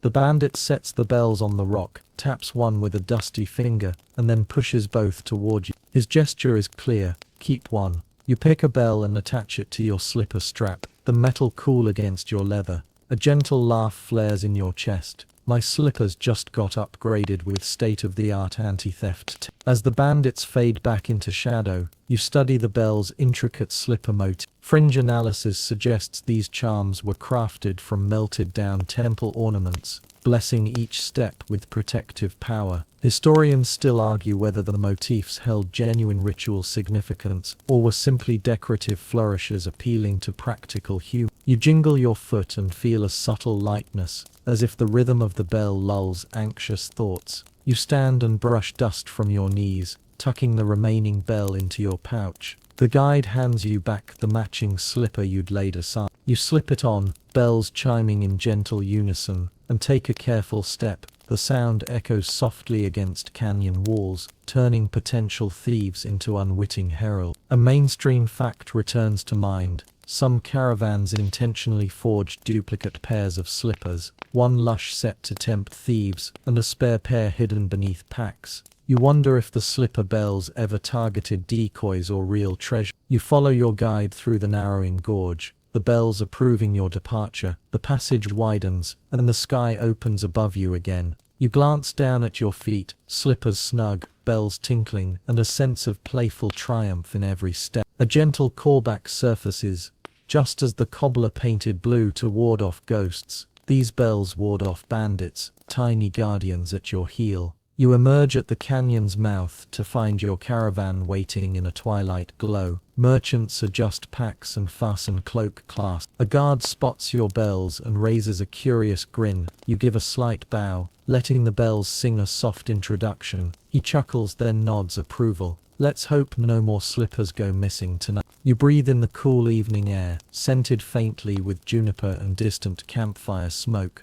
The valley behind you falls silent, its bandit legends left echoing among rocky shadows. You settle into your place in the caravan, slippers chiming a steady rhythm as the path unfolds ahead. Each tinkle reminds you that even mischief can be met with gentle strategy, and that every stolen slipper can return home along with a small keepsake. As you set off, the bells quiet to a muffled hum beneath the twilight, and you realize that comfort and caution walk hand in hand, always on silent slippers, and never without a soft jingle of reassurance. You slip away from the canyon's end and into the teeming heart of a bustling bazaar, where silk banners flutter overhead like lazy shoals of fish in a gentle current. The air hums with haggling. Merchants call out prices in a dozen tongues, spices swirl in clouded columns, and the steady clip-clop of slippers on cobblestones mixes with laughter. This is the grand theater of commerce, where footwear fashions shift as quickly as bolts of cloth, and tonight you'll eavesdrop on trends that once swept empires off their feet. A mainstream fact floats to your mind.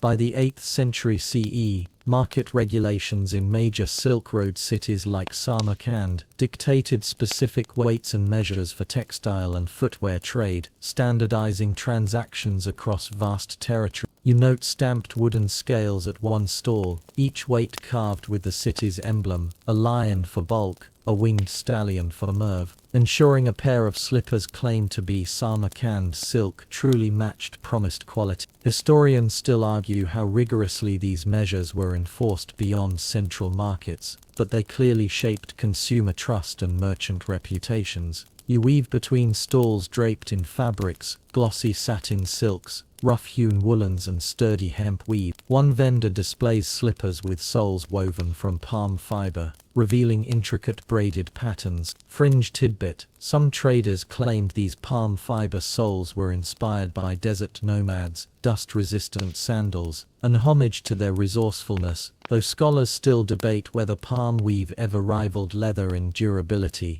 or was merely a novelty for summer wear. You pick up a pair and feel their surprisingly firm springiness, imagining a caravan guard strutting in lightweight summer slippers. A light joke drifts through your mind: palm fiber slippers for eco-friendly foot soldiers. Next trend in ancient sustainable fashion. You stifle a grin as you return the pair. Ahead, a cluster of young shoppers examines fox fur-lined slippers trimmed with mother-of-pearl buttons. The mothers gossip about which regional style offers the softest lining, Kiva's plush fox fur or the leaner, more durable Mongolian pelt. A mainstream fact anchors you: fox fur lining was a prized luxury in Central Asia, prized both for insulation and status. and elite families often imported Arctic fox pelts bound for courtly slippers. Historians still argue whether those furs were locally trapped or obtained through northern trade networks, but their desirability is undisputed. You crouch to study a small wooden chest hammered shut with iron straps. The lid bears a carved emblem, a slipper crowned with wing. A fringe rumor surfaces, this emblem marked flying slippers, said to be so light they made wearers feel as though walking on air, an early marketing gimmick to command higher prices, though scholars still argue whether any pair truly earned that nickname, or if it remained poetic hyperbole. You unlatch the chest and peek inside, finding slender slippers of finely beaten goat leather, almost translucent. You slip one on and marvel at the featherweight feel, toes barely stirring the cobble. You slip it off and tuck it inside a velvet-lined pouch, returning to the hustle with a secret spring in your step. Nearby, a tall trader arranges a pyramid of slip-on boots made from boiled wool felt, simple in design yet boasting neat rows of decorative stitch. He beckons you over, offering a sample crafted by Uyghur artisans. You press your palm on its outsole. The boiled wool yields under pressure, but snaps back into shape like walking on a gentle cloud. A quirky detail catches your attention. Uyghur craftsmen sometimes flavored their felts with aromatic herbs, lavender in summer, peppermint in spring, to scent the wearer with seasonal breezes. Historians still debate if these scented felts were practical insect repellents or just charming novelty items. You inhale the faint hint of lavender, and let the scent calm your racing thought. A light callback slips into your mind. Just like ginger in slippers soothed stomachs, here lavender-soled slippers soothe frazzled nerves. You smile at the interconnected comforts. You wander toward a more exclusive enclave roped off by silken cord. Inside, courtiers in fine robes inspect jeweled slippers encrusted with coral, lapis, and tiny gold filigree. Their soles gleam with metal studs shaped like lotus petals, a delicate contrast to the rugged desert trade. A mainstream fact emerges. In royal courts of the Sassanid Empire, footwear was both a fashion statement and a political display, with colors and ornamentation signaling rank and alliances. You notice a slipper's label, Imperial Order of the Red Lotus, embossed in gold leaf. Historians still argue how often commoners glimpsed such luxury versus it remaining confined to palace chambers. You linger by a footman holding a velvet cushion, upon which rests a single slipper attached to a long red ribbon, an invitation-only sample for nobles to trial fit before commissioning custom pairs. A fringe detail murmurs, some courts tested slipper comfort by having servants parade in them for hours, noting any squeaks or tender spots. Early product testing, if you will. You imagine a line of footmen rehearsing grand entrances in squeaky slippers, then giving frank feedback to royal cobblers. A light joke surfaces. Court footwear focus groups. Slide your slipper down the hall, then grade it for squeakiness. You chuckle softly, drawing amused glances from passing merchants. Your attention shifts to a modest stall at the bazaar's edge, where a solitary artisan hand paints slipper uppers with scenes of legendary heroes, Alexander the Great on horseback, Rostam wrestling demons, and enchanting river goddesses. A mainstream fact hums within you. Narrative painting on textiles flourished in medieval Persia, blending visual storytelling with functional art. Historians still debate whether these painted scenes were meant to be read like illustrated manuscripts or served purely decorative role. You lean in to watch the painter dip his brush into vivid pigments and trace a thin line outlining a fearless warrior's silhouette. You ask if you might try on a painted slipper. He slides the pair onto your feet, the soft leather conforming to your arches. Each brushstroke feels cool under your toes, as if painted by a breeze. You admire the miniature scene, a soldier offering slippers of victory to a grateful king, a meta-commentary on your own journey. A fringe rumor suggests that some artists signed their work discreetly on slipper linings, their signatures forming secret networks of art aficionados, though scholars still argue whether hidden signatures existed or a later invention. You shrug and relish the idea of secret artist tags cushioned against your soles. You step away, slippers whispering on flagstones, and the painted hero seems to stride beside you. You glide back to the main lane, noticing how styles shift with every turn. Wedge heels in one quarter, pointed toe tips in another, Looped straps here and woven uppers there, the glossary of designs feels infinite, yet all share a promise of comfort, status, or story. As twilight hues deepen over the bazaar's horizon, merchants begin stowing goods and winding down tapestries of trade. You pause in the fading light, tilting your head to catch the last golden rays on mother-of-pearl buttons and filigreed stud. A gentle callback drifts by. From the desert's ghostly shops to these bustling markets, slippers have always reflected human dreams of safety, luxury, and a touch of magic. You tuck the painted pair into your pouch alongside the palm fiber marvels and fox fur-lined comfort. Slippers gathered like memories from every era and culture. You draw a deep breath of scented air, cumin, rose, and varnished leather, and step away from the bazaar's edge, slippers carrying you toward quieter road. The market's symphony fades into a soft hum as lanterns glow and merchants call last offers. You know tomorrow's miles await, but for now these fleeting fashions have painted your evening with color, scent, and the gentle promise of sleep at journey's end. You step into a vaulted chamber half buried beneath sand and stone, its entrance framed by twin pillars, etched with delicate vine motifs. Inside, display cases of chipped glass hold real ancient slippers, their fragile forms preserved by the desert's dry embrace. You move slowly, slippers whispering beneath you on the cold flagstone floor, as if approaching a shrine. Tonight, you'll inspect these silent witnesses and ponder the archaeological puzzles they present. A mainstream fact settles in your mind. Archaeologists have recovered silk-lined leather slippers dated to around 2000 BCA from sites in Xinjiang and Turkmenistan, indicating that soft footwear spread far beyond China's heartland by the Bronze Age. You lean over a case to examine a pair of calfskin slippers, stiffened by age, their cut silhouette still visible. Historians still argue whether these early finds represent local manufacturing or long-distance imports. But either way, they reveal a surprising network of craft and trade. You reach out to touch the glass, peering at the slipper's sole, which is embossed with a grid pattern that once tested fit and wear. Fringe tidbit. Some excavation reports mention finding tiny traces of ochre pigment on the soles, a ritual foot smearing thought to bless each journey, though scholars still debate whether the pigment was deliberate decoration or contamination from the burial context. You imagine an ancient artisan kneeling to massage ochre into a fresh pair, murmuring blessings as the dye settled into supple leather. Moving deeper, you find an open display of embroidered slippers, vibrant threads of indigo, saffron, and crimson still glowing faintly. The motifs depict abstract floral forms and looping arabesques. You crouch to study the stitching, noting how each tiny knot is placed with precision that belies millennia of decay. A mainstream fact arises.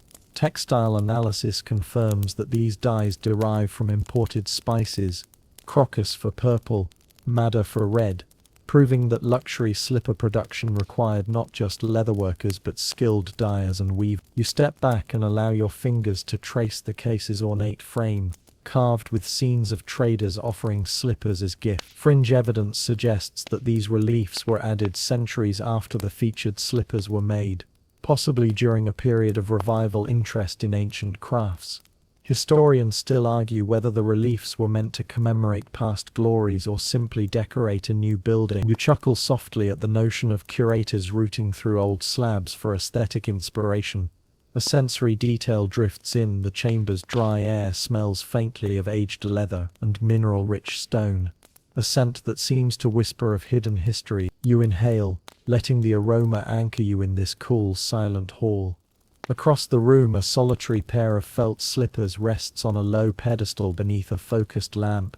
The felt is coarse, dyed a deep burgundy, and the soles bear inscribed runes in an undeciphered script. You lean close, reading the looped characters that arc across the felt. Historians still debate whether this script records a maker's name, a blessing, or a workshop origin. You trace the runes with your eyes, imagining each one carved in hope of protecting the wearer from cold and threat. A gentle joke flits through your mind. These runes probably read, If you step off the path, you'll stub your toe, and you almost giggle at the ancient cautionary note you've invented. Next to the felt pair, a case holds a set of slippers whose uppers are inlaid with tiny metal studs, each stamped with repeating symbols of a sun disk. You crouch to study them, noting how the studs form a subtle radiating pattern. A mainstream fact floats by.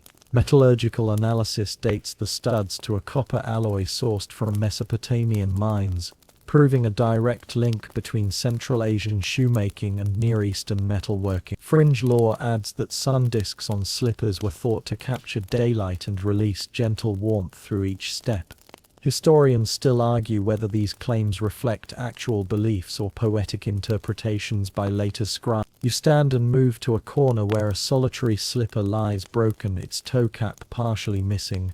Conservators have mounted it on a clear support, highlighting its carved wooden You peer from beneath, marveling at the wood's grain and the shallow grooves carved to channel away sand and water. A mainstream fact: archaeologists date wooden-soled slippers to nomadic groups in the Pamirs, where leather alone failed under harsh mountain depths. Historians still argue whether these wooden soles indicate local innovation or borrowed techniques from Siberian cultures, but either way they showcase adaptation to environment. The next display is a puzzle. A pair of slippers woven entirely of plant fibers, likely flax or hemp, now brittle and discolored. Labels note radiocarbon dates around 1700 BCE and describe microscopic spindle whorls found nearby. Fringe detail: some researchers propose these fibers once came from aquatic plants along the Oxus River, whose reeds yielded especially long threads. Historians still debate if the fibers truly derive from river reeds or if they're simply degraded silk filaments misidentified under microscope. You crouch to peer through a magnifying lens, straining to discern fiber origins as you recall the mulberry grove where real silk was born. A tactile thought crosses your mind. If you could slip your toes into these woven wonders, you'd feel the grain of each strand, every lumpy ridge a whisper of grass and water. You smile at the idea of barefoot comfort in botanical boots. You step into a side alcove where a hanging glass box presents a pair of slippers made from felted sheep's wool, bound with silk cord. The wool is thick and warm, compacted into layered panels. A mainstream fact: genetic analysis of wool fibers traces them to a rare ancient breed of fat-tailed sheep from the Iranian plateau, valued for oily fleece that resisted moisture. Historians still argue whether these sheep were bred intentionally for slipper making or if the wool's slipper-friendly properties were discovered by accident. You observe a small placard noting residue tests found traces of fermented dairy on the interior, a hint that some wearers stuffed slippers with yogurt-soaked cloth for therapeutic warmth. Fringe debate swirls: was this a medicinal foot treatment, or did travelers simply pack perishables in spare slippers to keep them cool? Scholars remain divided, yet the notion of yogurt-wrapped feet conjures cozy images of spa rituals under desert tents. Your gaze drifts to the final exhibit: an enigmatic pair of slippers cut from translucent horn panels, shaped into a rigid sole and bound with leather straps.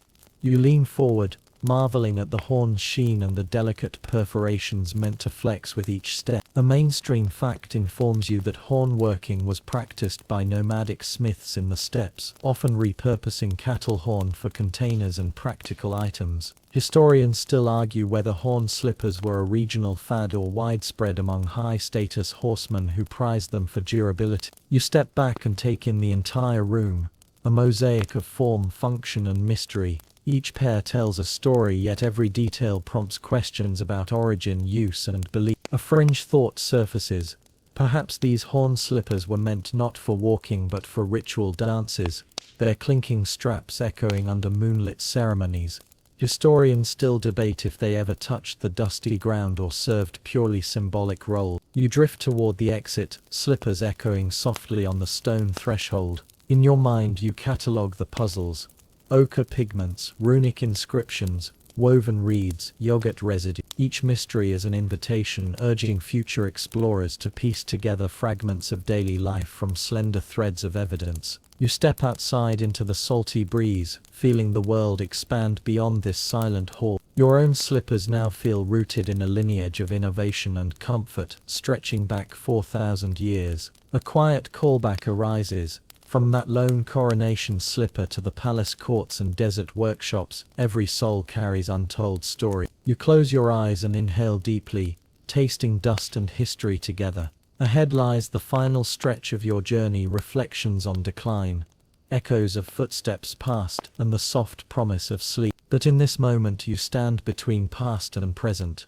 cradled by slippers that survived time's relentless tide. You slip through embroidered pavilion curtains into a courtyard where marble floors gleam under filtered daylight. Courtiers glide by in flowing robes, their slippers softly patting mosaics of colored stone. This is the realm of emperors and nobles, where footwear is both fashion and protocol. Tonight you'll observe precisely how royalty indulged their feet in comfort and ceremony. A mainstream fact settles in your mind. In the Tang Dynasty court 618-907 CE, officials were required to wear specific slipper colors and designs to denote rank: jade green slippers for princes, violet for mid-level mandarins, and ivory for entry-level aides. You watch as a eunuch adjusts the hem of his gold-threaded slipper, its pointed toe curling slightly upward, a subtle sign of his station. Historians still argue how strictly these color codes were enforced beyond the palace gates, or if courtiers bent rules in private chambers,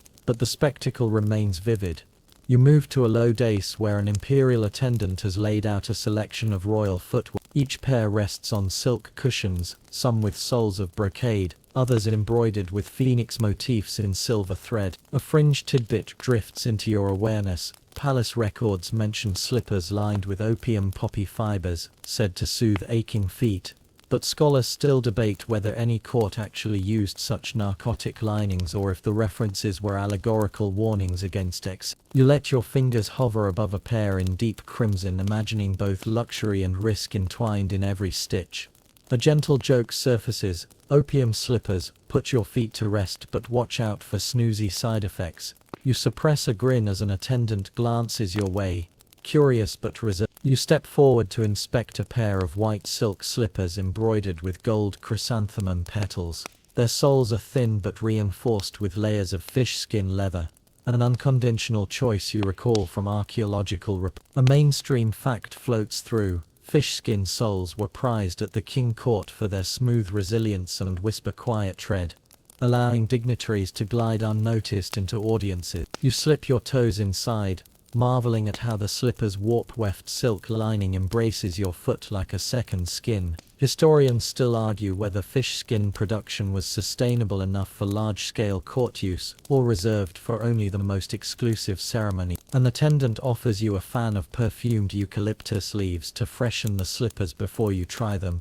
The scent blossoms in sharp eucalyptus notes mixed with faint jasmine, a crafted aromatherapy. A quirky detail emerges. Some court physicians recommended rotating scented leaves, citron in spring, sandalwood in autumn, to align slipper fragrances with seasonal key flows. Scholars still debate whether these practices stemmed from Taoist healing theories or simply palace pageantry. You inhale deeply, feeling a gentle tingle as the fragrance settles into your breath. A low gong sounds, announcing the emperor's midday stroll. You step aside as silk-robed figures pass, their golden slippers kicked off for the brief garden walk. The emperor himself dons a pair of velvet-lined brocade boots with upturned toes, each embroidered with dragon scales in pearl-inlaid thread. A mainstream fact resonates: dragon scale embroidery required up to 50 skilled artisans per pair, and signified the wearer's divine right to rule. Historians still argue how often the emperor actually walked. Some suggest he favored sedan chairs to protect those precious slipper surfaces, but today he moves on foot, the palace echoing softly with each step. You follow at a discreet distance into a moon gate opening onto a jade pond. Lotus blossoms drift atop still water, and marble statues of mythic beasts peer through mist. The emperor halts, raising a polished jade bowl of scented water. An attendant kneels and pours tiny droplets onto the emperor's slippers, ceremonially cleansing them before each garden foray, a ritual of purity. Fringe variation. Some protocol texts instruct adding a pinch of crushed pearl to the water, though scholars still debate if pearls ever truly mingled with pond water. or if the instruction was symbolic of spiritual clarity. You settle on a nearby bench, slippers idling beside you, and watch the moonlight's silver arc glide across the palace pond. Sensory detail ripples through, the faint slap of silk robes, the delicate scent of night-blooming jasmine, the hushed rustle of lotus leaves, brushing marble. Each element frames the slippers as more than footwear, as emblems of ritual, status and aesthetic grace.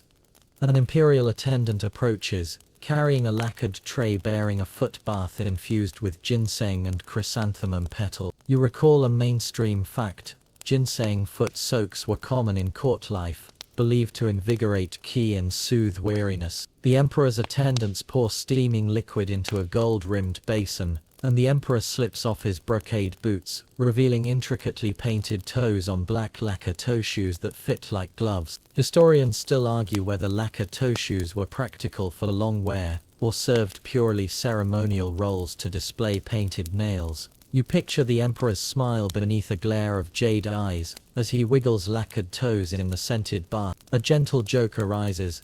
Lacquer toe shoes, part shoe, part manicure, all drama. You chuckle to yourself, mindful of the palace's decorum. As the emperor relaxes, nearby courtiers lean close, whispering about upcoming slipper trends in distant realms. Rumors of saffron-dyed straps from Indian courts, silver filigree work shipped from Sogdiana, and ostrich feather tassels purportedly coveted by a princess beyond the western mountain. Fringe debate swirls. Did these feathers truly adorn slippers, or were they ceremonial fans misreported in travelogues? You imagine a parade of feather-tasseled slippers clinking down marble corridors like bird calls at dawn. A court musician strikes a zither chord and the emperor's foot bath concludes. An attendant lifts his feet onto a jade slab to dry, then presents fresh slippers, white brocade embroidered with peony blossoms and lined in soft squirrel fur. You notice how the fur peeks from under each slipper's arch, offering gentle padding. A mainstream fact surfaces.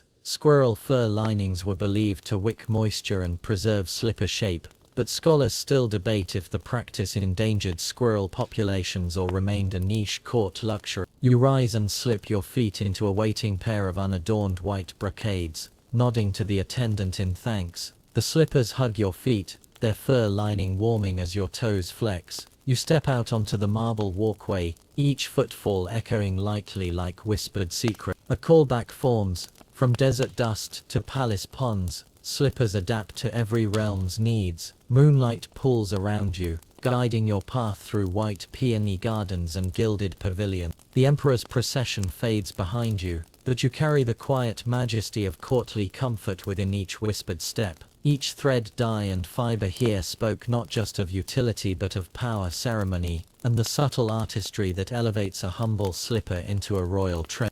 You depart the palace's hushed opulence and find yourself on a winding path toward a hilltop shrine, its whitewashed walls glowing against the evening sky. Pilgrims in simple tunics and trousers trudge along the rocky way, their footsteps a rhythmic murmur among the crickets' song. You slip into a pair of sturdy felt slippers provided by the shrine's caretakers, the thick soles dampening the uneven stones beneath you. Tonight, you'll walk in the footsteps of seekers who believed that holy comfort began at the feet. A mainstream fact settles under your skin. By the early medieval period, pilgrimage routes across Central Asia, leading to Buddhist, Hindu, and Zoroastrian sites, often offered way stations where travelers could trade worn footwear for basic slippers in exchange for prayers or alms. Historians still argue whether these slippers were purely practical or carried deeper sacred meaning, as tokens of spiritual renewal, but pilgrims treasured them regardless of origin. You join a procession moving upward, each pilgrim pausing at small alcoves carved into the rock face. Here, holders contain fresh water, dates and soft slippers embroidered with simple lotus motifs. You halt at one alcove, pressing your palm into the stone and taking a date offered in a small bowl. Fringe lore suggests that the lotus-stitched slippers were believed to blossom with blessings if worn on holy ground, though scholars still debate whether this symbolism was a widespread creed or a local shrine's pious flourish. You slip on the lotus slippers and feel their cotton lining hug the arches of your feet, as if welcoming you into a sacred ritual. As you climb, incense coils hanging from wooden beams release plumes of sandalwood smoke that drift across the path. A pilgrim ahead lights a small clay lamp, whispering a prayer in a language you cannot fully decipher. The lamp's flicker casts dancing shadows on the cliff face, revealing faint carvings of barefoot deities guiding travelers skyward. A mainstream fact emerges. Many pilgrims believed walking barefoot or in minimal footwear cleansed spiritual impurities before entering holy sites. Yet these slippers allowed them to approach sacred thresholds without braving blistered soles. Historians still argue how often true barefoot devotion supplanted slippered sanctity across different faiths. You inhale the smoky incense, tasting its warm resin and a hint of florals. A gentle joke flits through your mind. Who knew spiritual enlightenment came with complimentary slippers? You stifle a grin, mindful of the solemn faces around you. The path narrows to a stone stairway carved into the hillside. Each step is worn smooth by centuries of footfalls. You lift your feet carefully, trusting your slippers' cushioning to soften the hard stone. Fringe tidbit whispers to you. Some shrines claimed their slippers absorbed pilgrims' prayers, and caretakers collected worn pairs to ritually burn at the summit, releasing devotees' hopes to the heavens. Though scholars still debate if any such ritual fires ever burned, or if the story grew from misinterpreted cremation rites. You glance at the stair's edge, imagining slippers consumed in sacred smoke. Midway up, a low archway reveals a frescoed chamber where monks chant in low harmony. Their voices vibrate the air like a soft drum, and you pause to kneel on the stone floor, pressing your slippers together in respectful stillness. A mainstream fact resonates. Many Buddhist monasteries along the Silk routes maintained guest houses where pilgrims swapped their desert dusty sandals for fresh monastic slippers, an act signifying humility and entry into a world apart. Historians still argue whether the slipper exchange marked a formal rite of passage, or remained an unspoken courtesy. You rise as the chant subsides, dusting a speck of chalk from your slipper's toe. The sensory detail warms you. The fresco's pigments smell faintly of aged resin and duck egg binder, mingling with your slipper's faint wool scent. You recall the shrine's lotus embroidery and smile at this tapestry of comfort woven across miles of faith. Exiting the chamber, you encounter an altar strewn with hundreds of tiny clay slippers, offerings left by travelers past. Each miniature shoe is painted with a wish or prayer: safe return, healing for a loved one, or guidance in uncertain times. A fringe rumor surfaces. Some believed that placing one's own worn slipper beside these clay tokens allowed one's intention to merge with centuries of devotion, though scholars still debate if any pilgrim actually sacrificed a prized slipper in hope of divine favor, or if the ritual remained largely symbolic. You tuck a slip of parchment carrying your prayer into a clay slipper, then step back, leaving the rest of your healed wool safe in your own pair. You ascend the final stretch as the moon peaks above distant ridges, illuminating the shrine's white wall. Statues of serene deities flank the stone threshold, their feet bare but eyes gentle. You pause to remove your slippers and step onto the sacred marble floor, cool beneath your A mainstream fact enters your mind. Removing slippers before entering holy precincts was a universal gesture of reverence across many Silk Road faiths, echoing the divine command given to Moses at the burning bush, though here pilgrims honored local gods rather than Hebrew patriarchs. Historians still argue whether the universal act of shoe removal along these routes traces back to a single origin or arose independently in multiple traditions. You kneel before the largest statue, offering a silent prayer, then slip your feet back into the shrine slippers, the lotus-stitched pair you donned halfway up. Their cotton lining now feels infused with the chill of marble and the warmth of incense smoke, a sacred blend that anchors your reverence to the earth. The pilgrim beside you bows its strap, whispering a soft greeting. You return the gesture, slippers aligned like humble participants in a shared act of faith. A gentle callback surfaces. Just as those museum relics carried spiritual residues, Here these slippers carry centuries of whispered prayer. You step back outside, placing your old felt slippers into a wooden box for reuse by the next traveler. The caretaker nods, pressing his hand to his heart in gratitude. You feel a quiet joy at this exchange, one pair of slippers passed on, another transformed through rich night drapes the valley, and torches ignite along the path downward, guiding pilgrims safely home. You slip on your modern felt-lined slippers, now lighter with the weight of spiritual symbolism and human hope. Each step hums with the memory of chants, lotus petals and clay offering. You descend under a canopy of stars, slippers whispering tales of devotion, humility, and the simple sanctity of soft souls. And as you walk, you sense that even the humblest pair of slippers can bridge mortal and divine footsteps, echoing both in dusty sands and hallowed halls. You leave the hush of pilgrimage trails behind, and find yourself near a cluster of mud brick dwellings, where children's laughter rings clear against the afternoon sun. Tiny voices chant in rhythmic play, and the air is bright with energy. Yet here, even play involves slip. Today you'll join in youthful games that turned simple footwear into instruments of delight and friendly competition. A mainstream fact pops into your mind.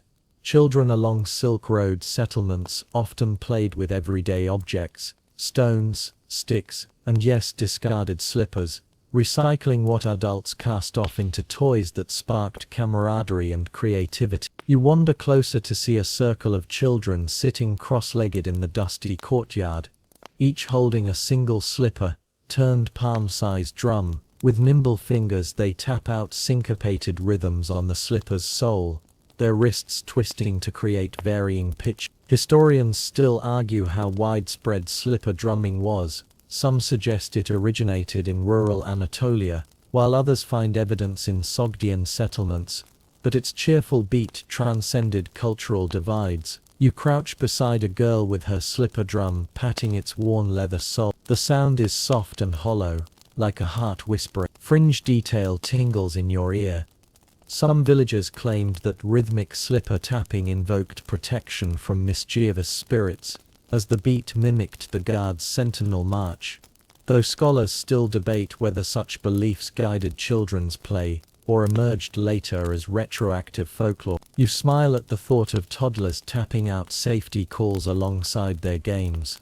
Suddenly a boy calls out, "Volan," their word for slipper toss. Each child stands, balancing on one foot while hurling their slipper toward a small clay pot placed 10 paces away. The slipper arcs through the air, landing with a dusty thud. The nearest rival earns the clay pot as trophy, then resets the next round. You join them, lifting your own slipper, smooth leather worn thin at the heel, and take careful aim. The slipper sails almost true but veers left, earning a round of giggles. You dust off your sole drum and tap it in playful resignation. A mainstream fact nudges you.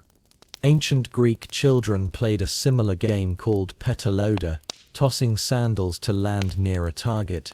Evidence in vase paintings suggests cross-cultural roots for such games. Historians still argue whether these games spread via trade, or emerged independently, as universal childlike delight. You grin, imagining toddlers from far-flung settlements flinging slippers in parallel play. Next, the children draw chalk lines on a flat stone, 2 semicircles facing each other. This is slipper skate, they explain. Players sit astride their slippers, and slide forward by pushing with bare feet, racing to the opposite line. You shuffle into position, gripping your slipper's edges, and leaning back. You shove with toes and glide across the stone, breath whooshing as you coast to a halt just shy of the line. A girl leaps up in triumph, her slipper skate landed inches close. A quirky detail catches your attention. Some villages greased their stones with sheep fat to make the game faster. Historians still debate if the greasy surfaces posed slip hazards, or simply added thrill. You slip a nervous glance at the gleaming path, but reassuredly smile. At least modern foam sandals don't require sheep sweat. A light joke dances through. Slipper skate, ancient hoverboard, minus the hover. You laugh softly and the children giggle along, pleased by your enthusiasm. The group then gathers around a low stone bench for slipper swap, a memory game. Each child places their slipper upside down, then swaps positions with a neighbor to scramble them. The leader calls out a pattern left-right, left-rift, and participants must pick up slippers following that sequence. You fold into the circle murmuring the rhythm, left, right, left, left. Your fingers brush soft leather as you select slippers in turn, then stand to show your pick. A cheer erupts when you're correct, and you bow theatrically, slipper in hand. Historians still argue if slipper swap was a formalized children's game, or a pastime that arose organically during long waits between caravan arrival. Either way, the game sharpens memory and dexterity, an educational twist on playful fun. You pause to admire the children's nimble coordination, the soft whisper of leather edges passing from hand to hand. Sensory detail ripples in, the warmth of the sun on your back, the dusty scent of courtyard earth, mingled with leathery slipper aroma, and the children's soft breaths as they concentrate. The laughter feels like music, lighter even than the slipper drumming you heard earlier. A final game awaits, Slipper Joust, where two contestants don oversized slippers strapped to their feet, then attempt to gently bump each other off balance, without using hands. The courtyard turns into a mini training ground for a medieval foot tournament. You volunteer, stepping into a generously sized pair that engulf your feet. The slipper walls press around your ankles, and you teeter into position across from a rival. On signal, you lean forward, bumping hips softly until her slipper tips sideways. You both collapse into giggles, slippers flopping as you both fall. Fringe rumor murmurs that slipper joust was used to settle petty disputes among village youths in some Central Asian steppes, though scholars still debate if it served conflict resolution or remained pure recreation. You brush dirt from your oversized soles and grin at your match. A callback twinkles in your mind, from philosophical debates over ritual dice to slapdash slipper skates. Human creativity turns even utilitarian objects into bridges of community. You sit amid the children, heart warmed by their inventive spirit. As the sun lowers, parents emerge to call their children home. You return each borrowed slipper to its owner, noting how each pair's wear and stitching speaks of daily lives and small triumph. A mother thanks you in gentle speech, patting your slippered foot with a motherly smile. You wave farewell, feeling threads of affection in that simple gesture. You rise and stand at the courtyard's edge, children gathering slippers back into households, their footsteps soft against worn stone. You tuck your own slippers back on, now feeling their snug shape anew after a day of play. A gentle chuckle escapes as you imagine tomorrow's adults recounting these games to their own children, keeping the tradition alive. With a final glance at the dusty courtyard, now quiet save for settling dust motes, you step onto the main path once more. Your slippered feet carry echoes of laughter, memory and innocent competition. And as you move forward, you realize that from grand palaces to humble village squares, slippers have always held the power to connect hearts, pad footsteps and spark delight in the smallest acts of play. You tread along a lonely stretch of cracked roadway, where tufts of grass push through broken stones, and the air carries a palpable stillness. Once, this path thrummed with vibrant caravans. Now its silence is nearly complete, broken only by the whisper of wind through crumbling ruins. You slip into a worn pair of canvas slippers, their frayed edges barely containing your toes, and prepare to witness the gentle decline of the Silk Road, and the solitary sandals left behind as it faded from history. A mainstream fact drifts into your mind. By the 15th century CE, maritime trade had surged, and political upheavals fractured overland routes, causing many Silk Road towns to dwindle as merchants sought safer or cheaper sea passages. You pause beside an overturned wheel spur, its iron band rusted into the earth, and imagine the last caravan that creaked over this causeway, each wheel marking the end of an era. Historians still argue whether the Mongol peace under Pax Mongolitica ironically hastened the route's decline by encouraging centralized taxation and redirecting travel toward coastal hubs. You kneel to examine a scattered cluster of roof tiles, each stamped with a slipper-like impression, faded maker's marks hinting that even the builders once honored slipper symbolism in local architecture. Further along you find a single slipper lodged in the mossy crevice of a collapsed gate. Its sole is worn thin, the leather faded to a chalky beige. Fringe tidbit. Some travelogues mention merchants abandoning their slippers when bands of rebels or raiders approached, an act to prevent pursuers from tracking them by scent or tread, though scholars still debate whether this tactic was common or anecdotal flair. You gently free the slipper, noting a jagged tear where a strap must have snapped during a hasty escape. You slip your foot into it, oddly snug despite its age, and feel a connection to the unknown traveler who left it. You imagine his hurried departure. Perhaps twilight fell faster than expected, or news of conflict reached camp, forcing him to flee with nothing but the barest essentials. A sensory note emerges. The air tastes faintly of wet stone and decaying timber, a reminder that time reclaims all. You breathe deeply and press on, each slippered step stirring up memories of more bustling days. You approach what remains of a caravanserai courtyard, its central well choked with weeds and the once bright fresco of welcoming travelers now reduced to peeling pigment. Loose stones form a rough outline of guest rooms, their thresholds littered with shards of mud brick and rusted hinges. A mainstream fact surfaces: caravanserais once provided safe havens every 20-30 miles along the Silk Road, offering food, shelter and slipper exchanges. Simple sandals for weary pilgrims, then fresh pairs for the next door. You scan the ground for remnants and spot dozens of solitary sandals, each half buried, their mates vanished. You crouch and pick up one lightweight with a crisscross of thin straps and brush away dirt. Fringe lore says some hosts deliberately left mismatched slippers to test a guest's honesty. If you took the wrong pair, you'd be taught humility before sleeping under their roof. Scholars still argue how widespread this practice was, or if it existed at all beyond a few moralistic tales. You smile at the idea and slip the sandal back, opting to keep your own trusted pair. You stand and wander toward the remnant of a low stone bench, its legs chipped, the seat salted with lichen. Beneath it you glimpse a leather strap curling from the earth, perhaps once belonging to a dignitary's embroidered slipper, now reduced to forgotten detritus. A mainstream fact reminds you that leather decomposes slowly in arid climates, but would have perished entirely were it not protected by rubble and sand. You tug and lift a brittle fragment, feeling its ancient texture crumble under your finger. The road ahead climbs a gentle ridge, where a half-collapsed archway marks the entrance to what locals still call the Gate of Memory. Two weathered reliefs flank the opening.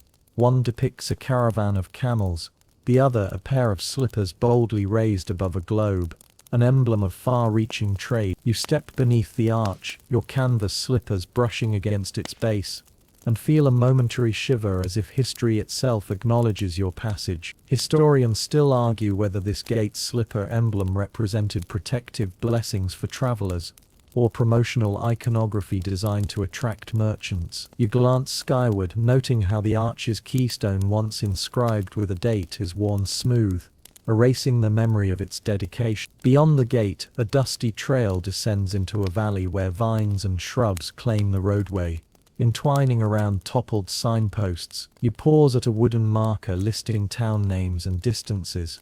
Letters have faded until they're ghostly impressions on splintered wood. A fringe rumor surfaces. Some map makers sprinkled seeds along forgotten roads, hoping that new growth would retrace ancient roots and guide rediscoveries, though scholars still debate if these botanical waypoints ever existed or are travelers' myth. You run your fingers along the grain, feeling the curvature of lost words. As the valley widens, you notice a shallow pond reflecting one light, fed by a small spring, evidence of a once vibrant oasis. You wander to its edge and kneel, catching your reflection in water so clear you see your canvas slippers floating above a bed of smooth pebbles. A mainstream fact hums to you. Oases were vital hubs for watering camels and restoring souls, but as routes shifted, many sprung up then faded back into desert anonymity when human traffic dried up. You fill a folded cloth with cool water and patch your slipper's fabric, hoping to soften cracked edges. The touch of moisture revives the canvas fibers, briefly a note of restoration amid decay. A solitary bird calls from thorny bushes, a reminder that nature reclaims. You breathe the clean scent of spring-fed water and brush sand from your soles, smiling at the irony. Even as empires shift, the fundamental need for comfortable footing remains. You rise and prepare to leave the oasis, but pause one last time at a mound of broken pottery. Among the shards you spot a slipper-shaped fragment glazed in cobalt blue. It must be from a ceremonial tile that decorated a caravanserai's hearth. You tuck it into your coat pocket, a small talisman of endurance amid abandon. Stepping back onto the trail, you look over your shoulder at the silent arch, the overgrown road and the scattered sandals half swallowed by time. You realize that while the Silk Road's golden age has faded, its relics, these lonely slippers, still speak in soft eroded whispers of endurance, loss, and the unyielding hope that someone, someday, might tread these paths again. Historians still debate whether the Silk Road's decline was abrupt or a slow ebb, but here in this abandoned stretch, you feel the answer in every crumbling brick and single slipper left behind. You lift your eyes to the horizon tinted rose by the setting sun,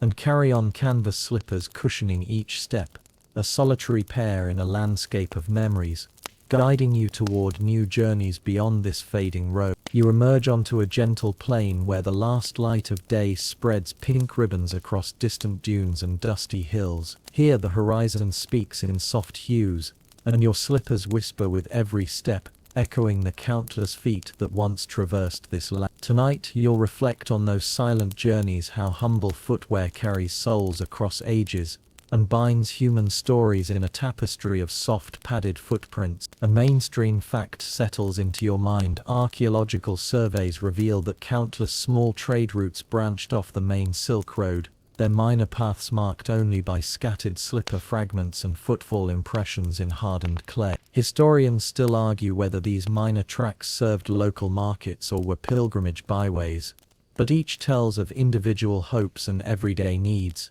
You pause at a low ridge, slippers resting comfortably as you bend to pick up a pale shard of ceramic painted with a slipper motif fringe tidbit.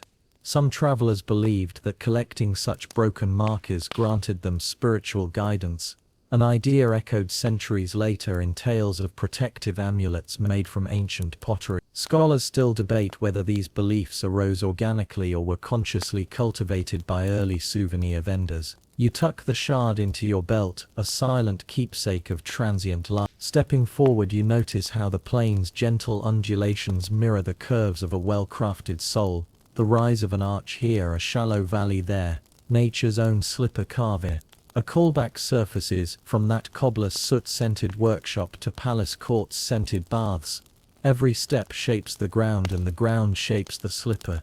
You sight a narrow stream cutting through the plain, its water shimmering in twilight. You wade in, slippers submerged, and feel the cool current swirl around your feet. A mainstream fact floats by.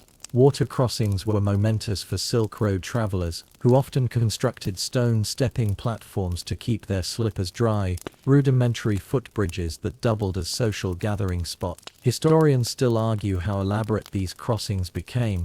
Simple stones or ornate inscribed markers delineating milestones.